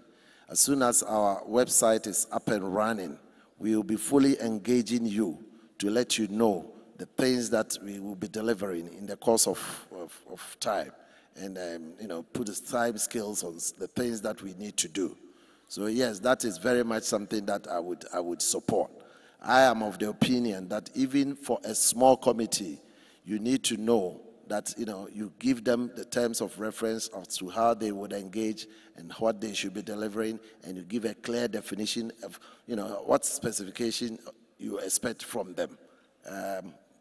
I come from the IT background, and I know what specification is all about and what deliverables is all about and how it should be specified, so that we can then measure what exactly has to be delivered.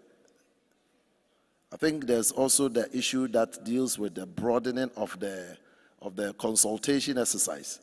The question I wanted to know, what steps we would take to broaden the exercise, And I can assure you, we are of the opinion that, yes, the consultation was not adequate, and therefore it needs to be broadened to make sure that, various groups, stakeholders in the diaspora are consulted before that key document, the document that is in a draft state at this stage, which is the diaspora engagement policy, can be developed to be comprehensive to deal with the issues. And in that policy document, which is still incomplete, when it comes to completion, it will, among other things, specify the goals, the strategies, everything that needs to be done, the ways and means by which the diaspora will be engaged. Among other things, the need to have a database to enable us to know exactly who is where, and to be able to do segmented, marketing if we have to deal with the diasporian. The other day, one of the research departments in Legon came and told us that, they had this lovely contract with the sponsorship from an international organization, and they needed to quickly, gather some number of Ghanaian doctors or diasporan doctors to come in and help and do all sorts of things. And, when they asked that basic questions, they put up basic questions to the embassies and the what do you call it, the high commissions, they were not forthcoming with any information because they didn't have it. Now we have to find an ingenious means to make sure that we capture the data. I must be the first to admit that even though I've been living in the UK for nearly 30 years, I hardly had any engagement with the embassy, with the High Commission. And I would dare say that I wouldn't even be giving them my data. Now that I sit here, I see the need for this. And we need to go on a drive to really make sure that we capture as much data about the Ghanaian as possible. It's not going to come easily. We have to find clever ways to entice people, to get them to provide the data, to let them know that it is in their interest. But I can see us going forward in the long term with the concept of implementing the ROPA and other things that we want to do for the diasporians. Perhaps using that to get the data, because in the first place, if somebody tells me that he wants a vote and he wants to be able to vote whilst living out there, and he doesn't want to give me the data for me to even know that he's a Ghanaian, then I can't see how he's even going to get that vote. So these things would enable us to get more data. As a matter of project, as a matter of programs, my office, the Diaspora Relations Office, is going to be launching as a major drive the capture of 1 million Ghanaian diasporians out there, outside of Ghana. That is going to be the immediate task that we have to perform. We are going to take it upon ourselves to see how we can deal with you, engage with you through the churches, through the schools, through all sorts of Ghanaians associations to capture the data. The other day I was speaking to one of our own, and he said perhaps we could start off by saying that anytime the ambassador or the high commissioner is to engage with any group of people, we should even make it, a condition, say, oh, give us their data so that we know who we are coming to deal with. So yeah, we're going to be working on it, and we would, make sure that we get the data to enable us to do certain things. I quite didn't get that question that was being asked about the ROPA. If I got anything at all, my understanding is that the gentleman didn't want us to, emphasize on ROPA and rather deal with issues like, import duties, etc., that, are of, relevance to some diasporians. I wouldn't say that, yes, ROPA can be neglected entirely, but we would also make sure that we deal with all these other issues. Like, in fact, the first time the president sat me down to talk about the issues that confront the diasporian, he gave that as an example of what we need to talk about. And I can see that, the government is already making every effort to address some of these things with that automated system that they want to put in place as to the processing of your, clearance, etc., at the port. So some of these things are already in the pipeline. But the duty of my office is not that we can devise the means ourselves, but to bring pressure to bear on the government, bring pressure, remind them, we are part of it, to kindly remind them that, yes, our people need this thing and that we need to be dealing with it. And, the president being as sympathetic as he is, in the first place, to have done us the favor by making sure that we are the presidency, that he can hear us, is one step ahead of the game. And reaching out to the diasporan out there, I suppose that's all part of what I've already said. The engagement policy is going to enable us to come up with a document that will guide. It's not just my office, but it is going to guide government as a whole. Ministry of Finance, the GIPC, Ministry of Local Government, every aspect, every part of government is going to relate via that document to see how we can, engage the diasporans and help them to get integrated, help them to, play a meaningful role in the social economic development. So that's all part of the thing that is going to come out of that diaspora engagement policy formulation. I think the taxes is also something that I've already mentioned. A gentleman said something about taxes. But in the case of the taxes, I thought perhaps he was more like referring it to Gabi. He wanted to know the basis, etc.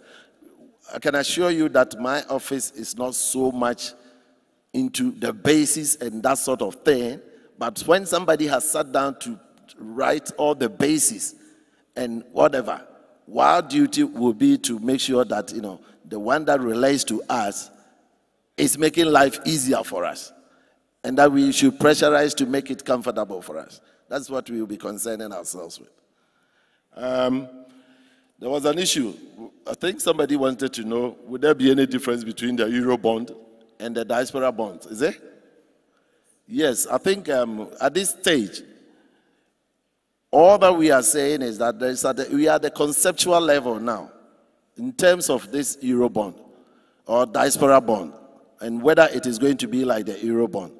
You heard the gentleman from Nigeria tell us about what they have been able to do with that bond. When the wheel is there, you don't reinvent it. We know about countries that have embarked on various diasporan initiatives. And it immediately comes into mind Rwanda, Ethiopia, India, Japan. So many other people have done it. That we would be in a position to look at the models that are relevant and make sure that we customize it for our good. But again, one key thing which is going to be relevant, even as you try to deal with this bond issue, is one, making sure that we have an authentic database of Ghanaians. Two, that we make sure that the database is there to enable us to do something like segmented selling or whatever it is. It's not everybody that you might have on your database that might be interested in a Euro bond. You need to be able to do that segmented, marketing. So it's very relevant that we get that sort of thing in place.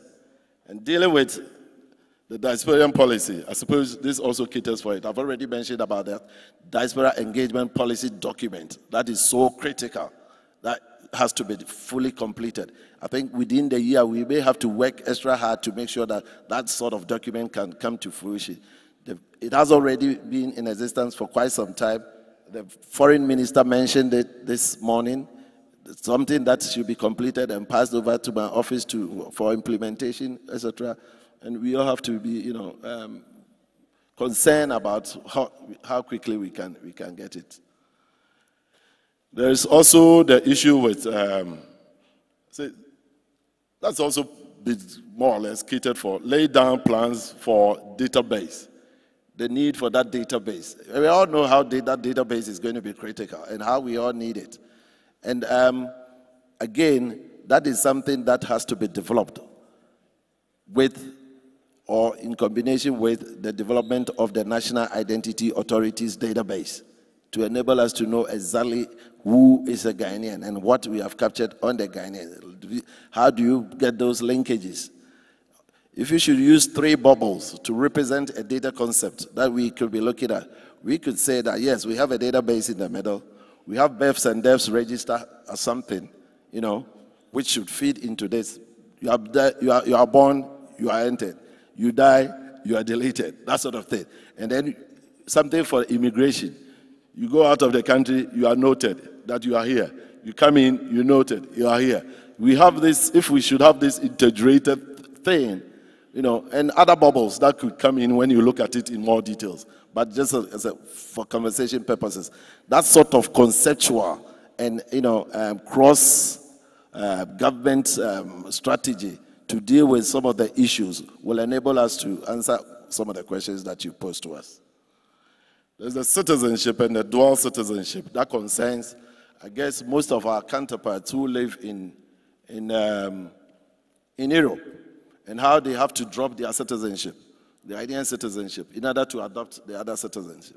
I think, again, the foreign minister was here today, and she addressed that aspect.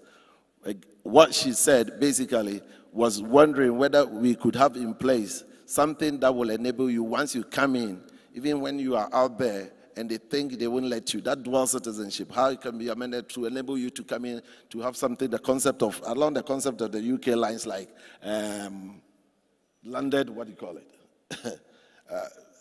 Right to stay, that sort of thing. You know, that's it's in Europe. Not exactly sure what we meant by that, but we should and we have to encourage the fact that even if the host country does not allow for that, your right as a Ghanaian, once you come home, should be respected and should be guaranteed and should enable you to play a part. And we will champion that cause because it's relevant for us. The other one is to do with the control of the contact for the national service. Well, the national service scheme, as I just launched it, is something that you can quickly go to our stand up there and provide some details to get your dependents enrolled or put themselves available for that enrollment on that scheme. As I said, we already have about 30 places available.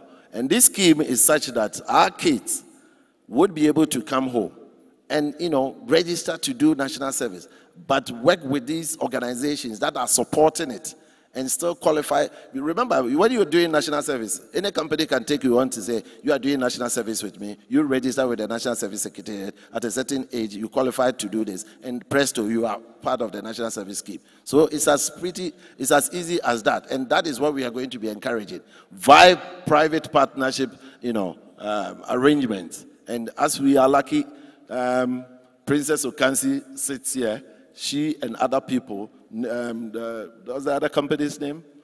Group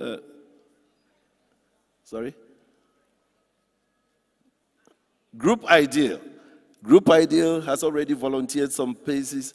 They're going to be sponsoring so many of them when they come in, and also making sure that we institute something that we will call the Presidential Award for because we are going to tie some projects to this service when these people come in to do it.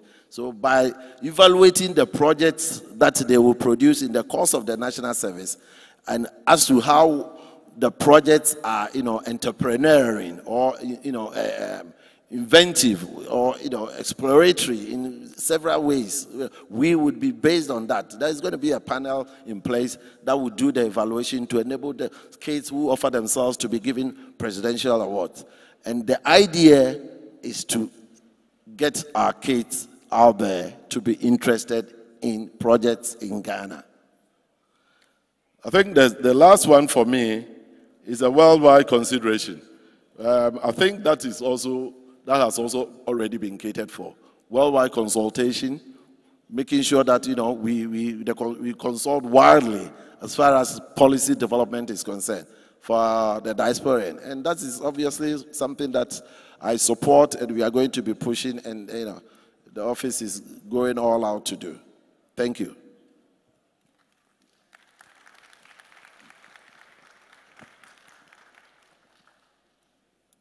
I'm not too sure if you've heard the story. Apparently, shortly after independence, there was all this excitement because Ghana was the first sub-Saharan African country to break free from the colonial shackles, if you like. And a lot of our brothers and sisters, particularly African Americans, came down. And I heard this story. I don't know how true that is. But some African Americans who came symbolically went to Labadi Beach to dig a hole and bury the American passports. I understand after a couple of years, they went back to the beach looking for the passports. You know, they didn't stay for 3 years. That was the problem. They should have stayed for 3 years. Remember, it takes 3 years to actually get it right. I heard, did I hear it right, a question about subsidized housing? And are we to subsidize housing for Ghanaians who are returning home, or for the poor family in Kintampo?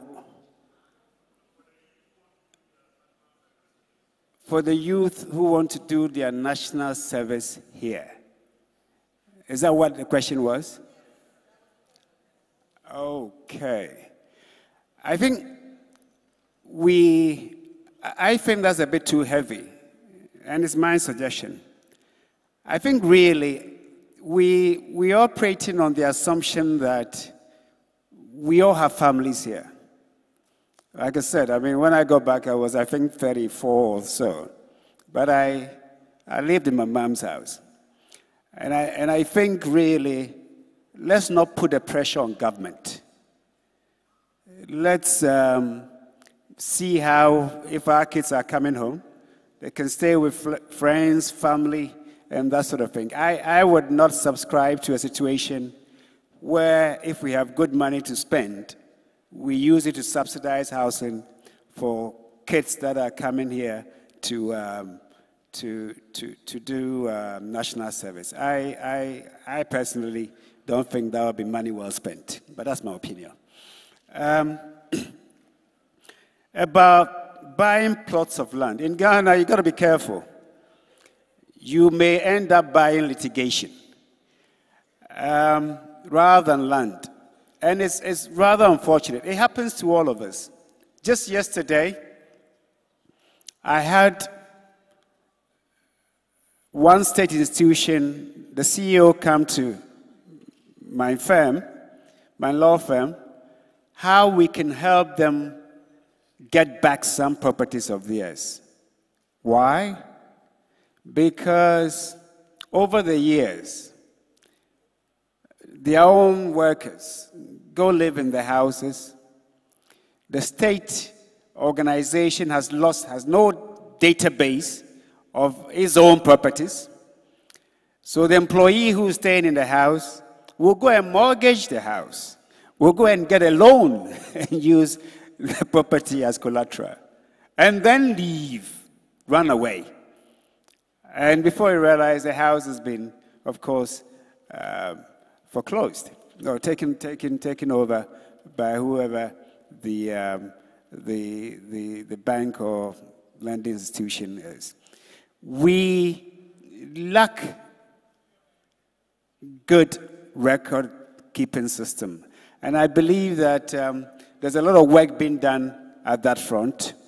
I also think that this whole exercise of, creating a national database and the rest of it will all help us do that. But like I said, I'm a lawyer. I've lost about 4 lands, even though I'm a lawyer, because somebody else went to develop on them. It's a big, big problem. And if it's one problem that Akufo-Addo can resolve, I will vote for him again. The other issue,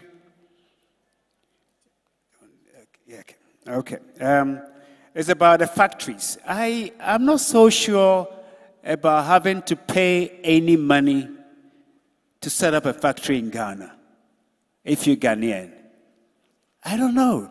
And even the GIPC, for Ghanaian, it is an option. When you pay, you get certain benefits. But you don't need to go through GIPC to set up a factory in Ghana, if you're Ghanaian.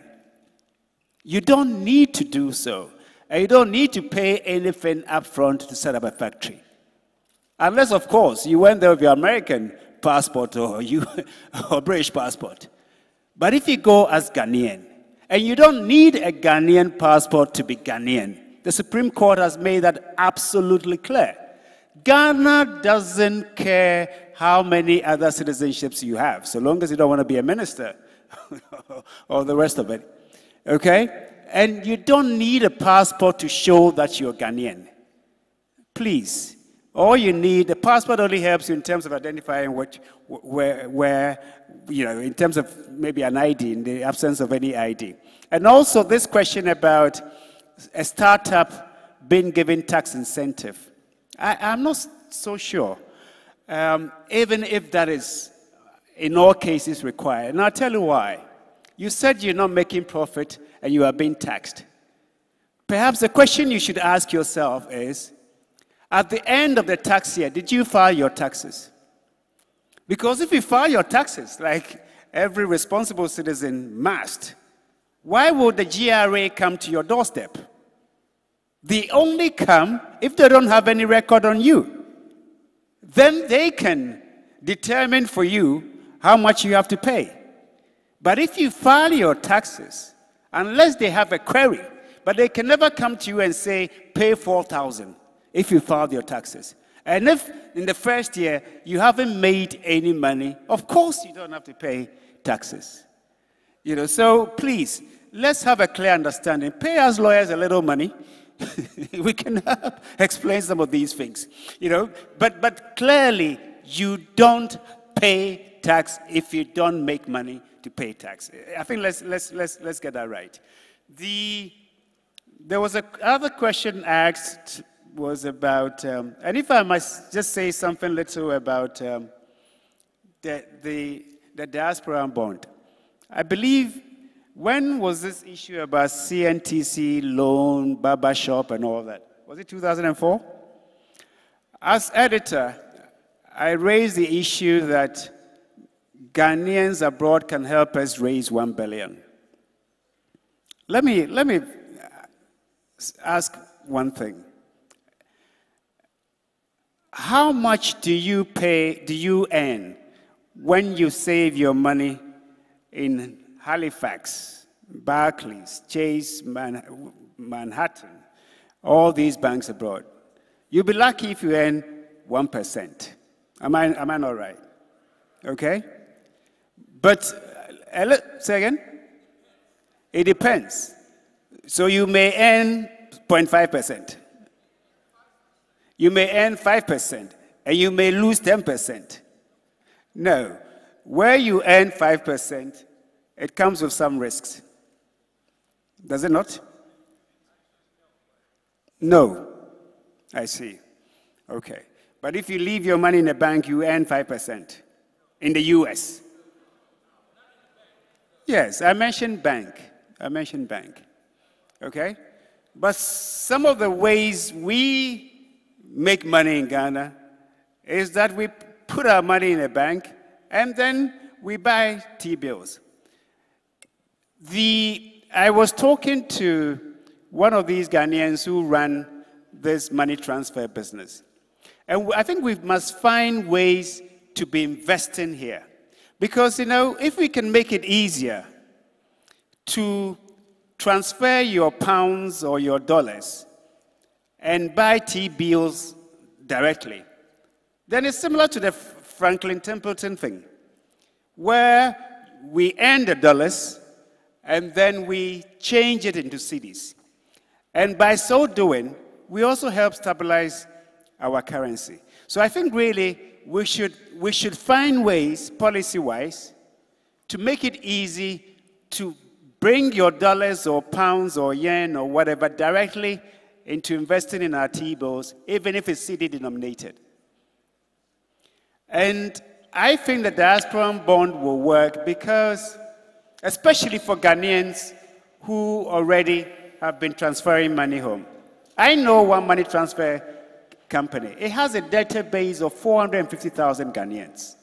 450,000 Ghanaians. And these are Ghanaians who already have the culture of sending money home. So I believe if you're serious about it, you can get it done. But the fact that it's a diaspora bond it means that the way you go on the roadshow, you target more the Ghanaian communities.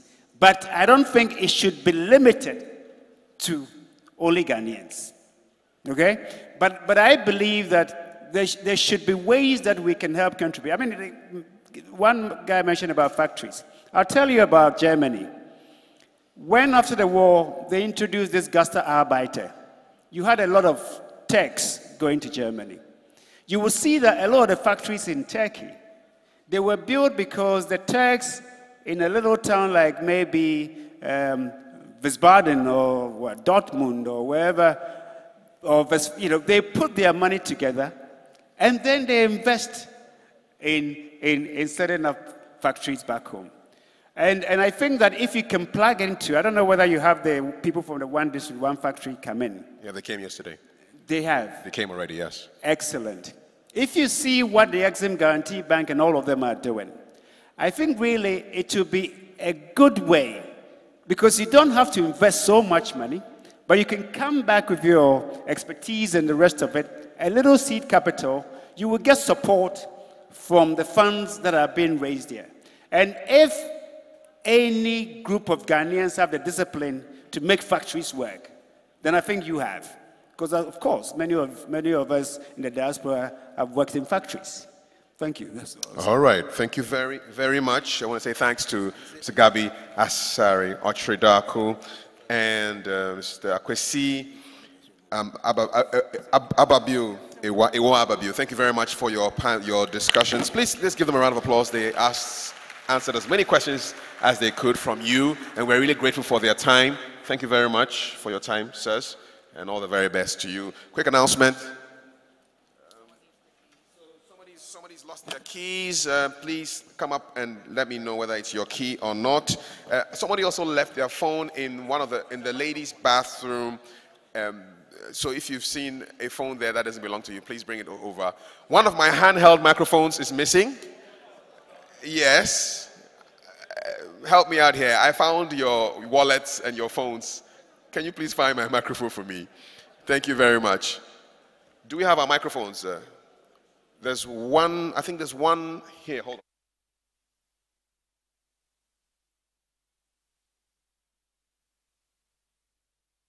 Yes, so I found another one. So there's yeah, it has a computer in it, a silver computer in a gray pouch with an orange clasp. So please let me know if they belong to you. Okay, at this moment in time, we're getting ready for our closing speeches. Can you kindly be on your feet for us to sing Yenara Assassini? When we get our microphone, please. Can we have the microphone?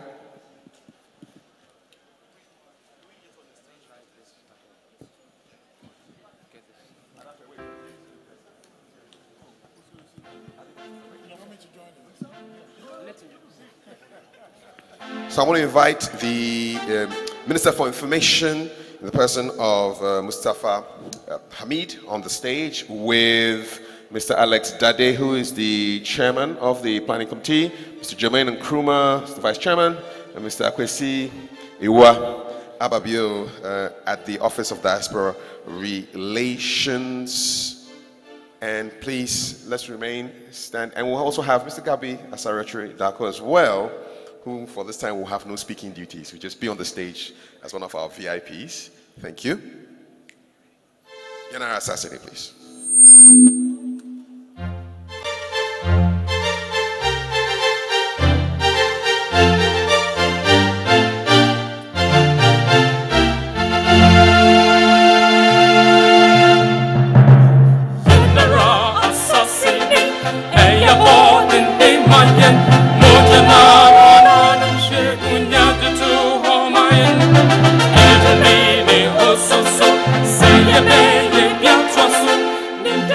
Say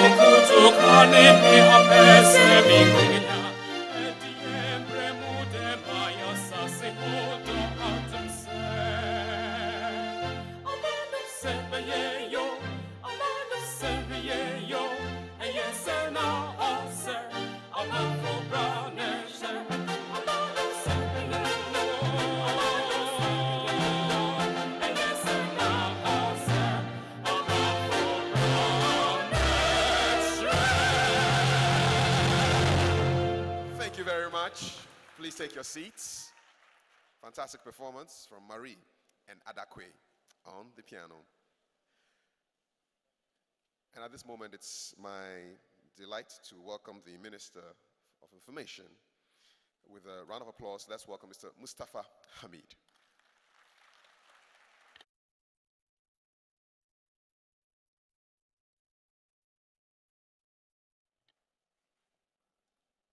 But ahead of that, we'll have the chairman of the planning committee to wrap it up and then bring on the Minister for Information. Thank you.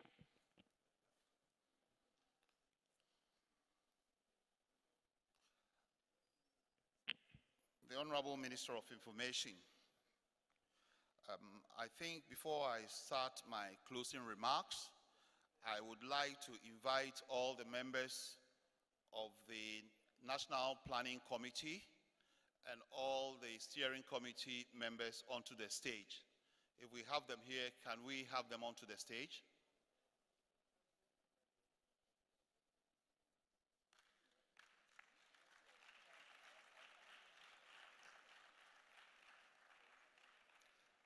These are the men and women who have been planning this thing since the middle of December. Some of them haven't been able to make the journey. We've had them from 15 countries, like we said, all over the world, from the UK, Canada, Australia, Japan, South Africa, Canada, all over the world they've come from to be with us today.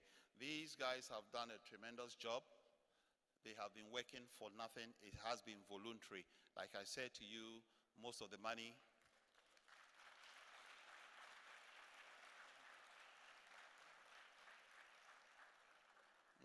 has been raised from the private sector. They've done road shows, traveling from city to city, meeting Ghanaians.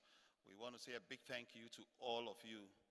And we appreciate the work that you've done. The government, the people, the diasporans appreciate the foundation that you've laid. And it is my belief that it would grow from strength to strength as we live here. Thank you very much.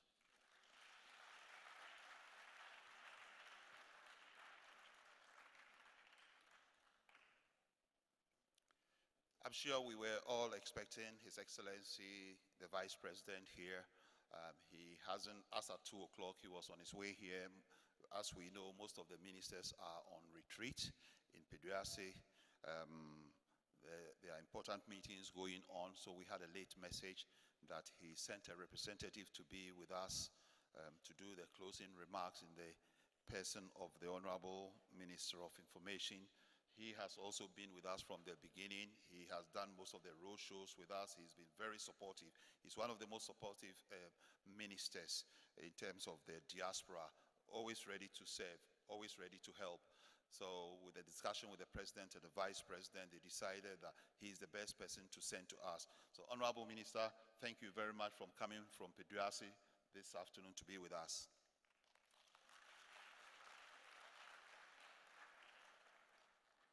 Honorable Minister of Information, Mr. Mustafa Hamid, Ministers of State, Honorable Members of Parliament, members of the Diplomatic Corps, fellow diasporans, distinguished ladies and gentlemen. Let me once again welcome you to the closing ceremony of this very successful and patronized summit. I have been informed that the Vice President sends his greetings to all of us. On behalf of the Summit Organizing Committee, I would like to express my profound gratitude to the Honorable Minister of Information for taking a break from the Cabinet retreat from Peduase to be with us. Honorable Minister, I would also like to thank His Excellency, the President, for inviting my colleagues and I to put together this committee. It has been a real privilege and an honor to serve this country. To all my colleagues, I say a yuko for your voluntary work. It has been 6 long months of meetings, roadshows, media launches, and public engagements. Thank you for answering the call to serve.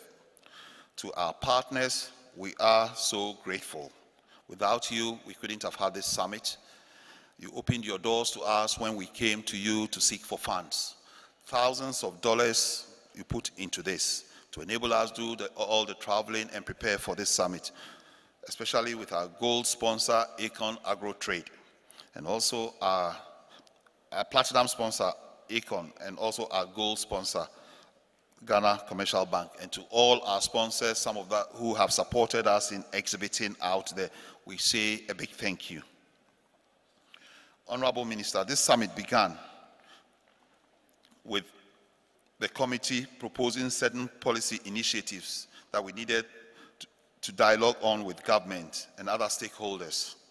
Some of these issues, like ROPA, repeal of the 527, the full political inclusion, and other issues, and also the involvement of diasporans in the socio-economic transformation of the country has been discussed here, and we hope to send our recommendations to government and relevant stakeholders. Distinguished ladies and gentlemen, we have been encouraged by what we have heard so far, but believe that there still remains a lot to do in order to formulate a credible diasporan policy and to guide government's relationship with the diaspora. Ghana will see a massive boost in its socio-economic development if it was to engage positively with its diaspora. Many of these accomplished Ghanaians return hope to contribute to the development of the country, whilst others remain there. We expect our brothers and sisters that we left behind, as we prepare to come home, to repatriate all our accomplishments, we expect them to receive us with open arms. Honorable Minister, ladies and gentlemen, as we travel back to our host countries, I would like to pledge to His Excellency the President our total support of the government's transformational agenda.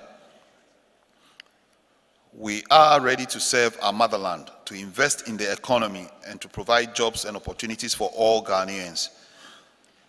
We are prepared to offer the vast expertise and knowledge and capital that we've acquired, and we are also ready to support all the government initiatives.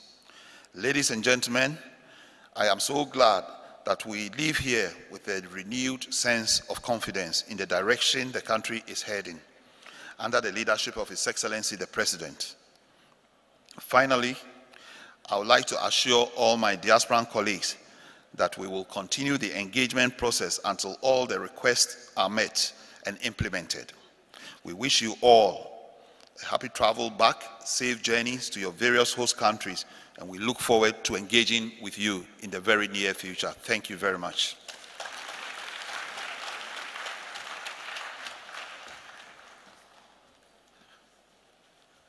Thank you, Mr. Chairman, Mr. Alex Dade. We can now welcome the Honorable Minister for Information, Mr. Mustafa Hamid.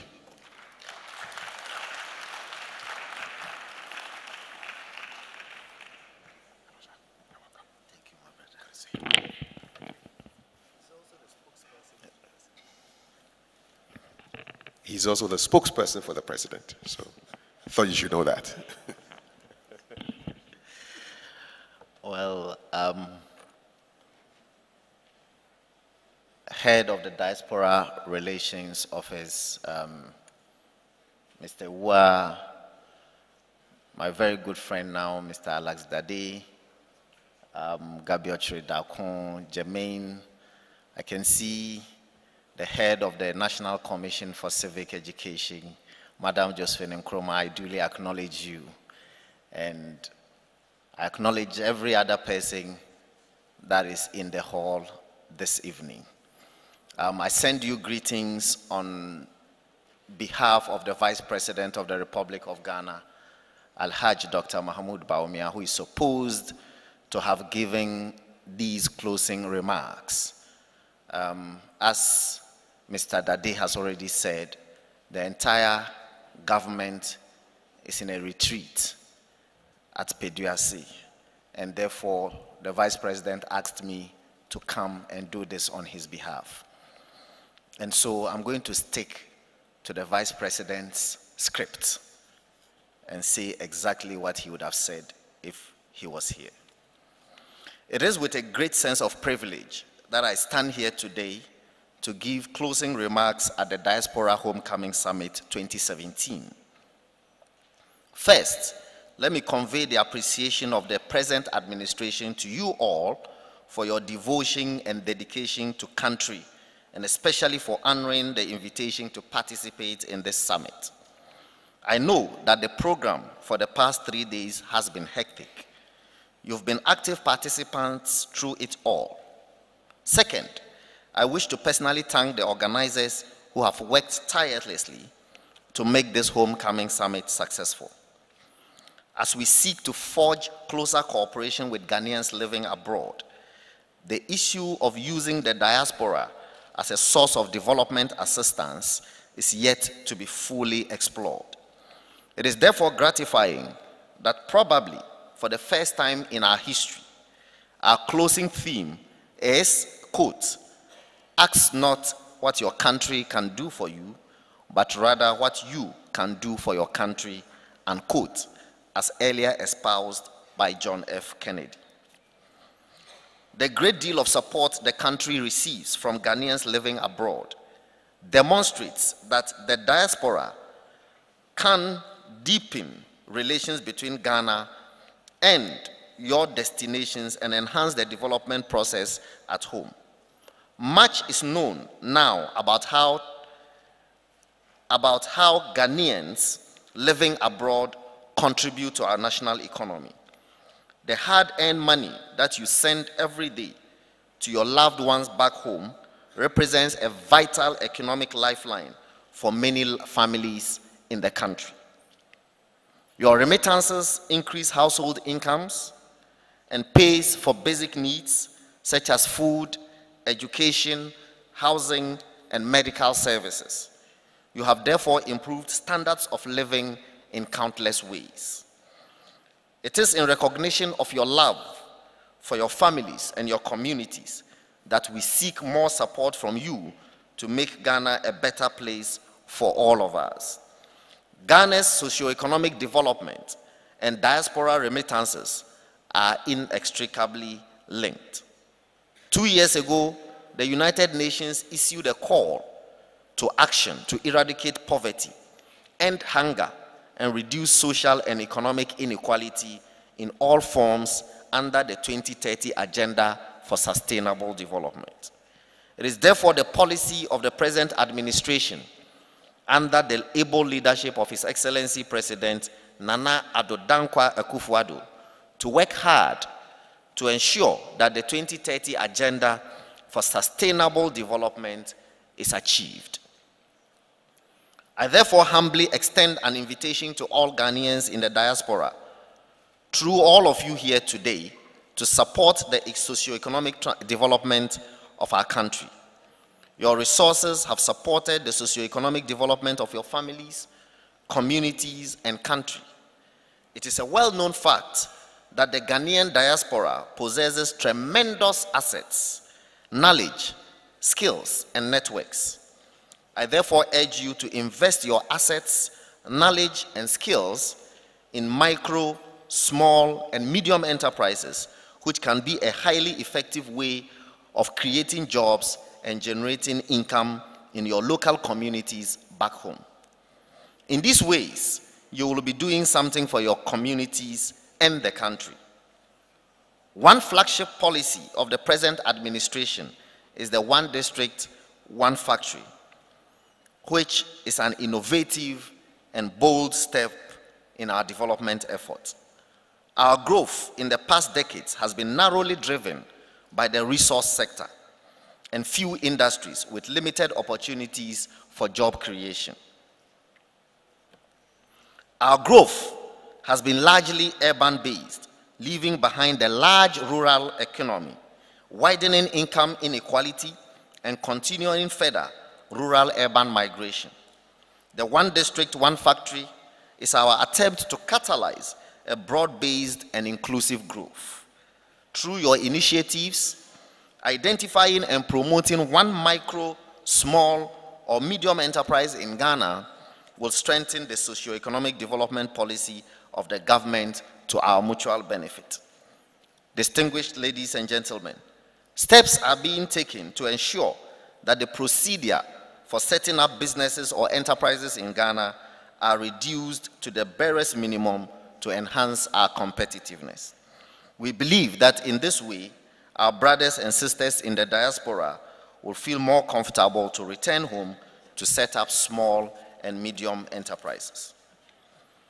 In keeping with our promise to ensure that Ghanaians living abroad play positive roles in the socio-economic and political development of our country, Ghana's diplomatic missions abroad are serving as focal points for rallying Ghanaian experts and attracting Ghanaian investors into the industrial sector. We have underscored the importance of this role sufficiently in our socio-economic policy to ensure that Ghanaians living abroad play the leading role as pioneers in achieving our industrialization policy. Ghana needs you as leaders in industry. Distinguished ladies and gentlemen, what else can you do for your country? Equally of great interest to us is to see Ghanaians living abroad becoming avenues for trade, tourism, and investment promotion.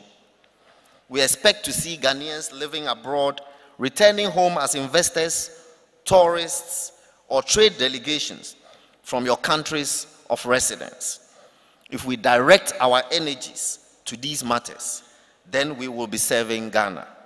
This is the way we want to strengthen our ties and deepen our relations. The focus of the government has been social and economic development and strategies like I have mentioned, the one district, one factory, one village, one dam, and one constituency, $1 million. With the cooperation of the Ghanaian diaspora, some of these projects would be achieved. Ghana needs your support to develop some of the projects envisaged in these policies, so together we can build resilient people and communities. There should not be any skepticism about what you as Ghanaians living abroad can do for your country. The government is poised to address the lack of transparency in our relations and to respond to your needs in a timely manner. This is the rationale behind the establishment of a Diaspora Relations Office headed by a director at the Presidency. The Diaspora Relations Office at the Office of the President is to remove any barriers that prevents Ghanaians living abroad from accessing the services of government and state institutions. This office is to ensure the creation of sustainable and long-term relations. It is to ensure an effective partnership to our mutual benefit. Finally, once again, allow me to congratulate you all for making this summit a memorable one. Kindly let the theme of the summit, development, opportunity, and value, be our guiding principle and redefine our relations in the years ahead. Now, this is the Vice President's message.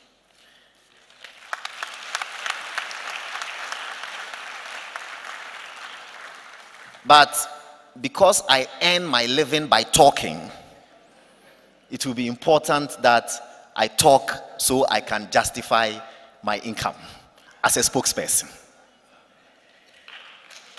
I want to congratulate all of you for coming. My friend Gabi knows that I fear heights, and so I fear to fly. And so when I see that all of you have been able to scale the fear that I have in me to be here, I think that that makes you heroes and heroines in itself.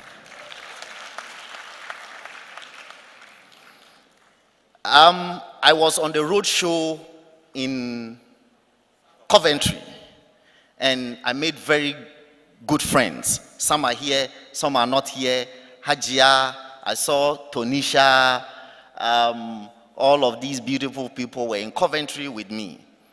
And I said to you in Coventry, and I want to repeat it here, that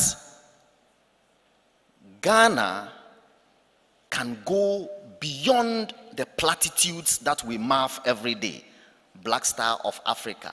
gateway to Africa, this and that and that. Merely engaging in self-aggrandizement will not get us where we ought to be.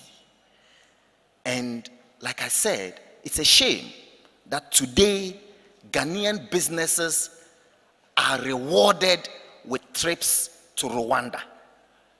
In Ghana today, we organize competitions where businesses are flown to Rwanda in order to see what Rwanda has been able to do with itself. A country that was virtually raised down 20-something years ago. And we've been at it, the Black Star of Africa, the gateway of Africa. And whilst we are at it and engaging in self-aggrandizement, people are making progress and getting away.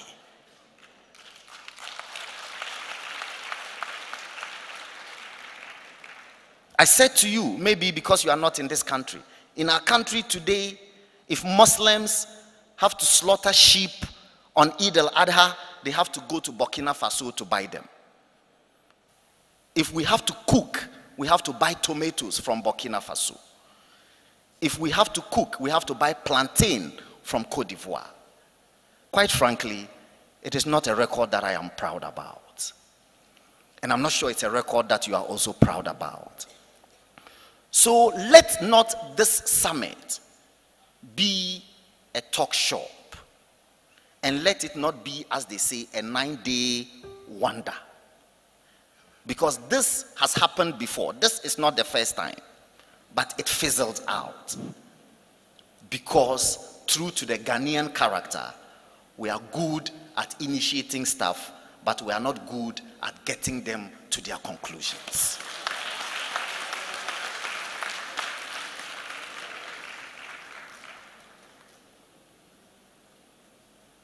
In warfare, they say that a lion leading sheep can defeat, if you want, an army.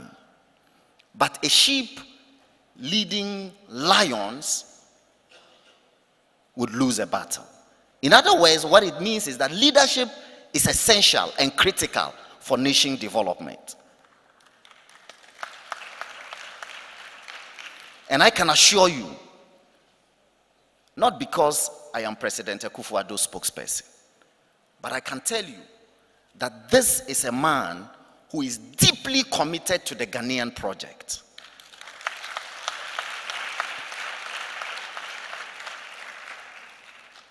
Last night, we started our retreat in Eburi. We closed at 2 a.m. By 9 a.m. this morning, when we got back to the hall, we the younger ones, this 73-year-old man was seated and waiting for us to arrive.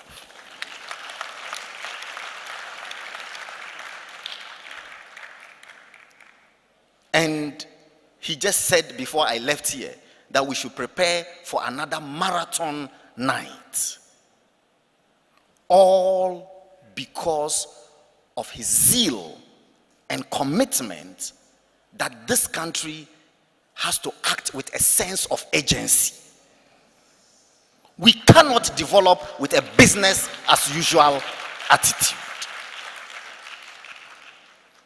And I follow him in that pledge and in that commitment. And therefore, I told Mr. Dade that if we have decided that we will make this a once every 2 years affair, let us commit ourselves to doing it.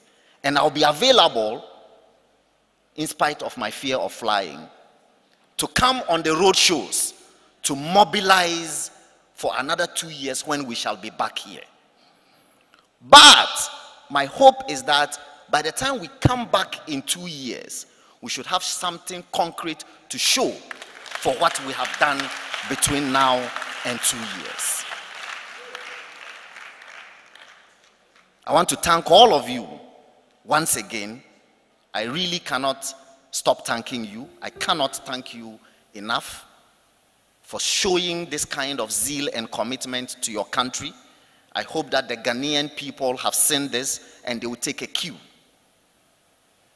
You are Ghanaians who live elsewhere and have adopted the cultures and the attitudes of your host nations that has made them develop. We pray that in the 3 days and the next few days that you will stay here, that we in this part would learn those cultures from you, or at least some of them, because that's what it's meant by a global village, so that we can also be time conscious, not litter our environment, and obey the laws that we have set for ourselves, just as you obey the laws of your host country. Because our bane is not the lack of laws. It's because we simply do not obey the laws that we make for ourselves. Thank you once again for coming, and God bless our homeland, Ghana.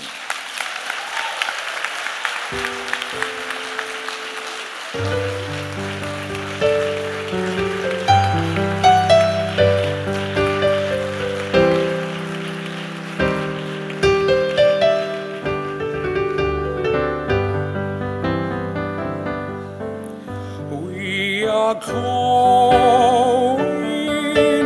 heaven knows where we are going.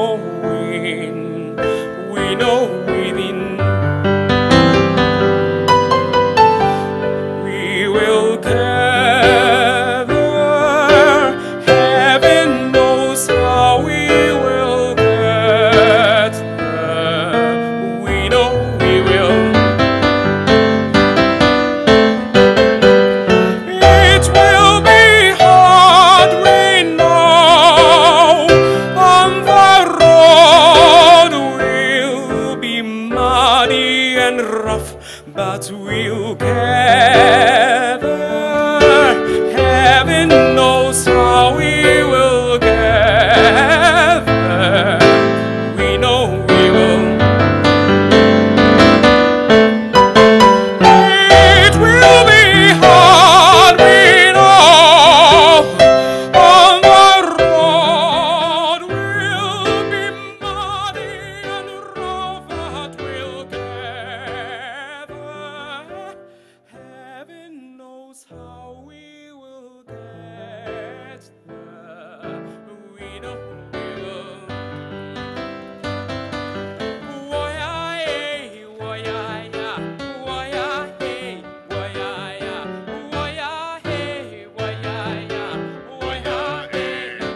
And response,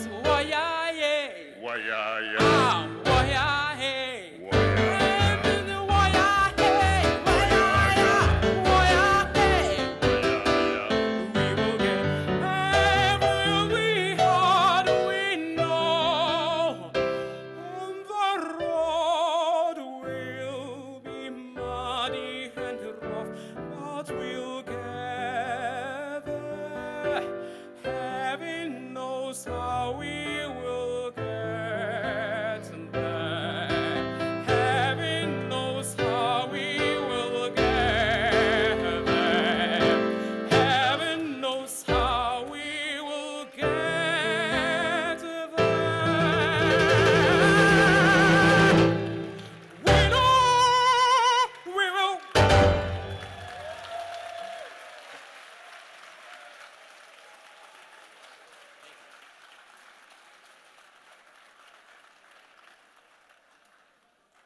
Spine-tingling stuff from Mr. Adakwe. I think he deserves another round of applause. Well done. Bravo.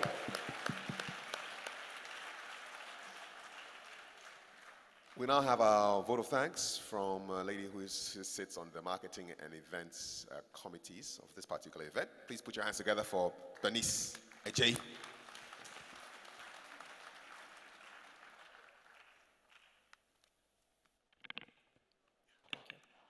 Good evening. Whenever Ghanaians at home and the diaspora collaborate on important national issues, great results are achieved. It was such cooperation that gave birth to our nation. Your Excellency, Honorable Ministers, Nananum, Nimekename, Your Excellencies, members of the diplomatic corps, senior government officials, members of the Ghanaian diaspora organizations and returnees, Ghanaians, media, professionals, fellow Ghanaians, ladies and gentlemen.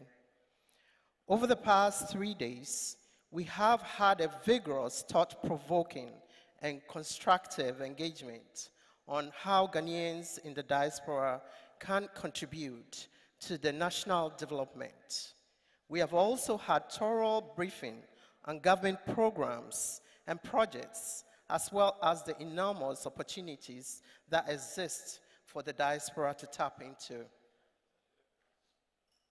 We have been given information on processes through which we can tap into these opportunities. Many of you have shared your experiences and concerns that make it difficult for our country to gain optimal benefits from your contributions towards the national development and what could be done for us all to make our nation great and strong. The government has shown its commitment in word and in deed by creating the institutional framework that will facilitate the contribution of Ghanaians abroad into the national development. We will facilitate the contribution of Ghanaians abroad into the national development. We have renewed our pledge to our beloved country Ghana to work tirelessly to advance the course of our country by making it great and strong. On behalf of the Planning Committee, I wish to thank the government of Ghana for its abiding faith in the role of the Ghanaian diaspora in national development. The President of the Republic, His Excellency Nana Addo Dankwa Akufo-Addo, has shown great vision and good leadership in this engagement. We are eternally grateful to him. Our thanks and deep appreciation go to all ministers of state, parliamentarians who graced this occasion, other speakers, the sponsors of the 2017 Diaspora Homecoming Summit, the Ghanaian diaspora who have traveled far and near, the Planning Committee, the media, and last but not the least, our participants. I thank you for your kind attention. Keep the conversation going and see you in 2 years. Thank you.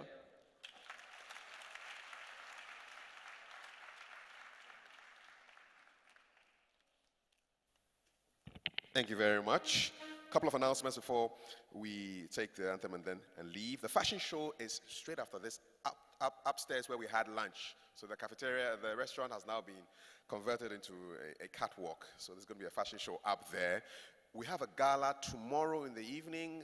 The president is expected to grace the occasion. Tickets are still available, so please step out, go to the information kiosk and buy your tickets. Tomorrow in the morning, there's also a tour, a field trip to Apollonia Estates. It's a really beautiful real estate development, and we urge you to sign up with the Ghana Home Loans stand. At 8 o'clock in the morning, there will be a departure from here to Apollonia. There's a chill-out party tonight being hosted by the American delegation. You're all invited, so those who came from America are inviting you to Ajirin Ghana. It's the Grand Casamora, yes, in the Ajirin Ghana area. So find out who exactly. I think Mr. Nkrumah, Jermaine Nkrumah is the best man for that. He'll give you the directions to that particular place. And basically,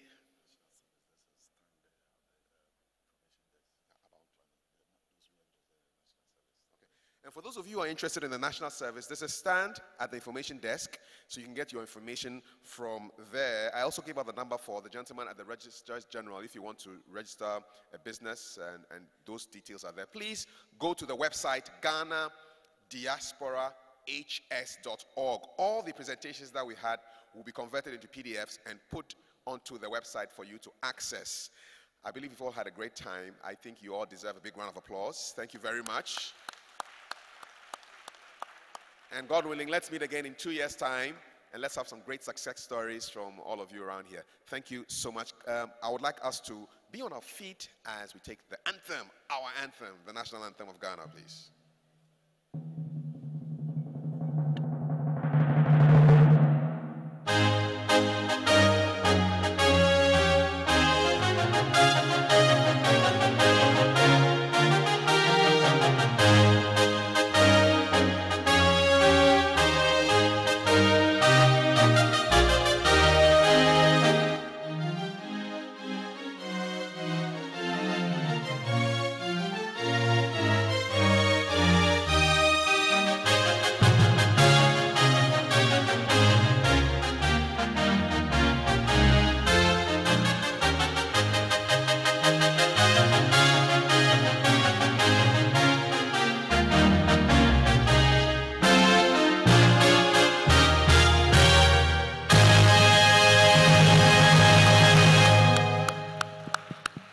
Thank you.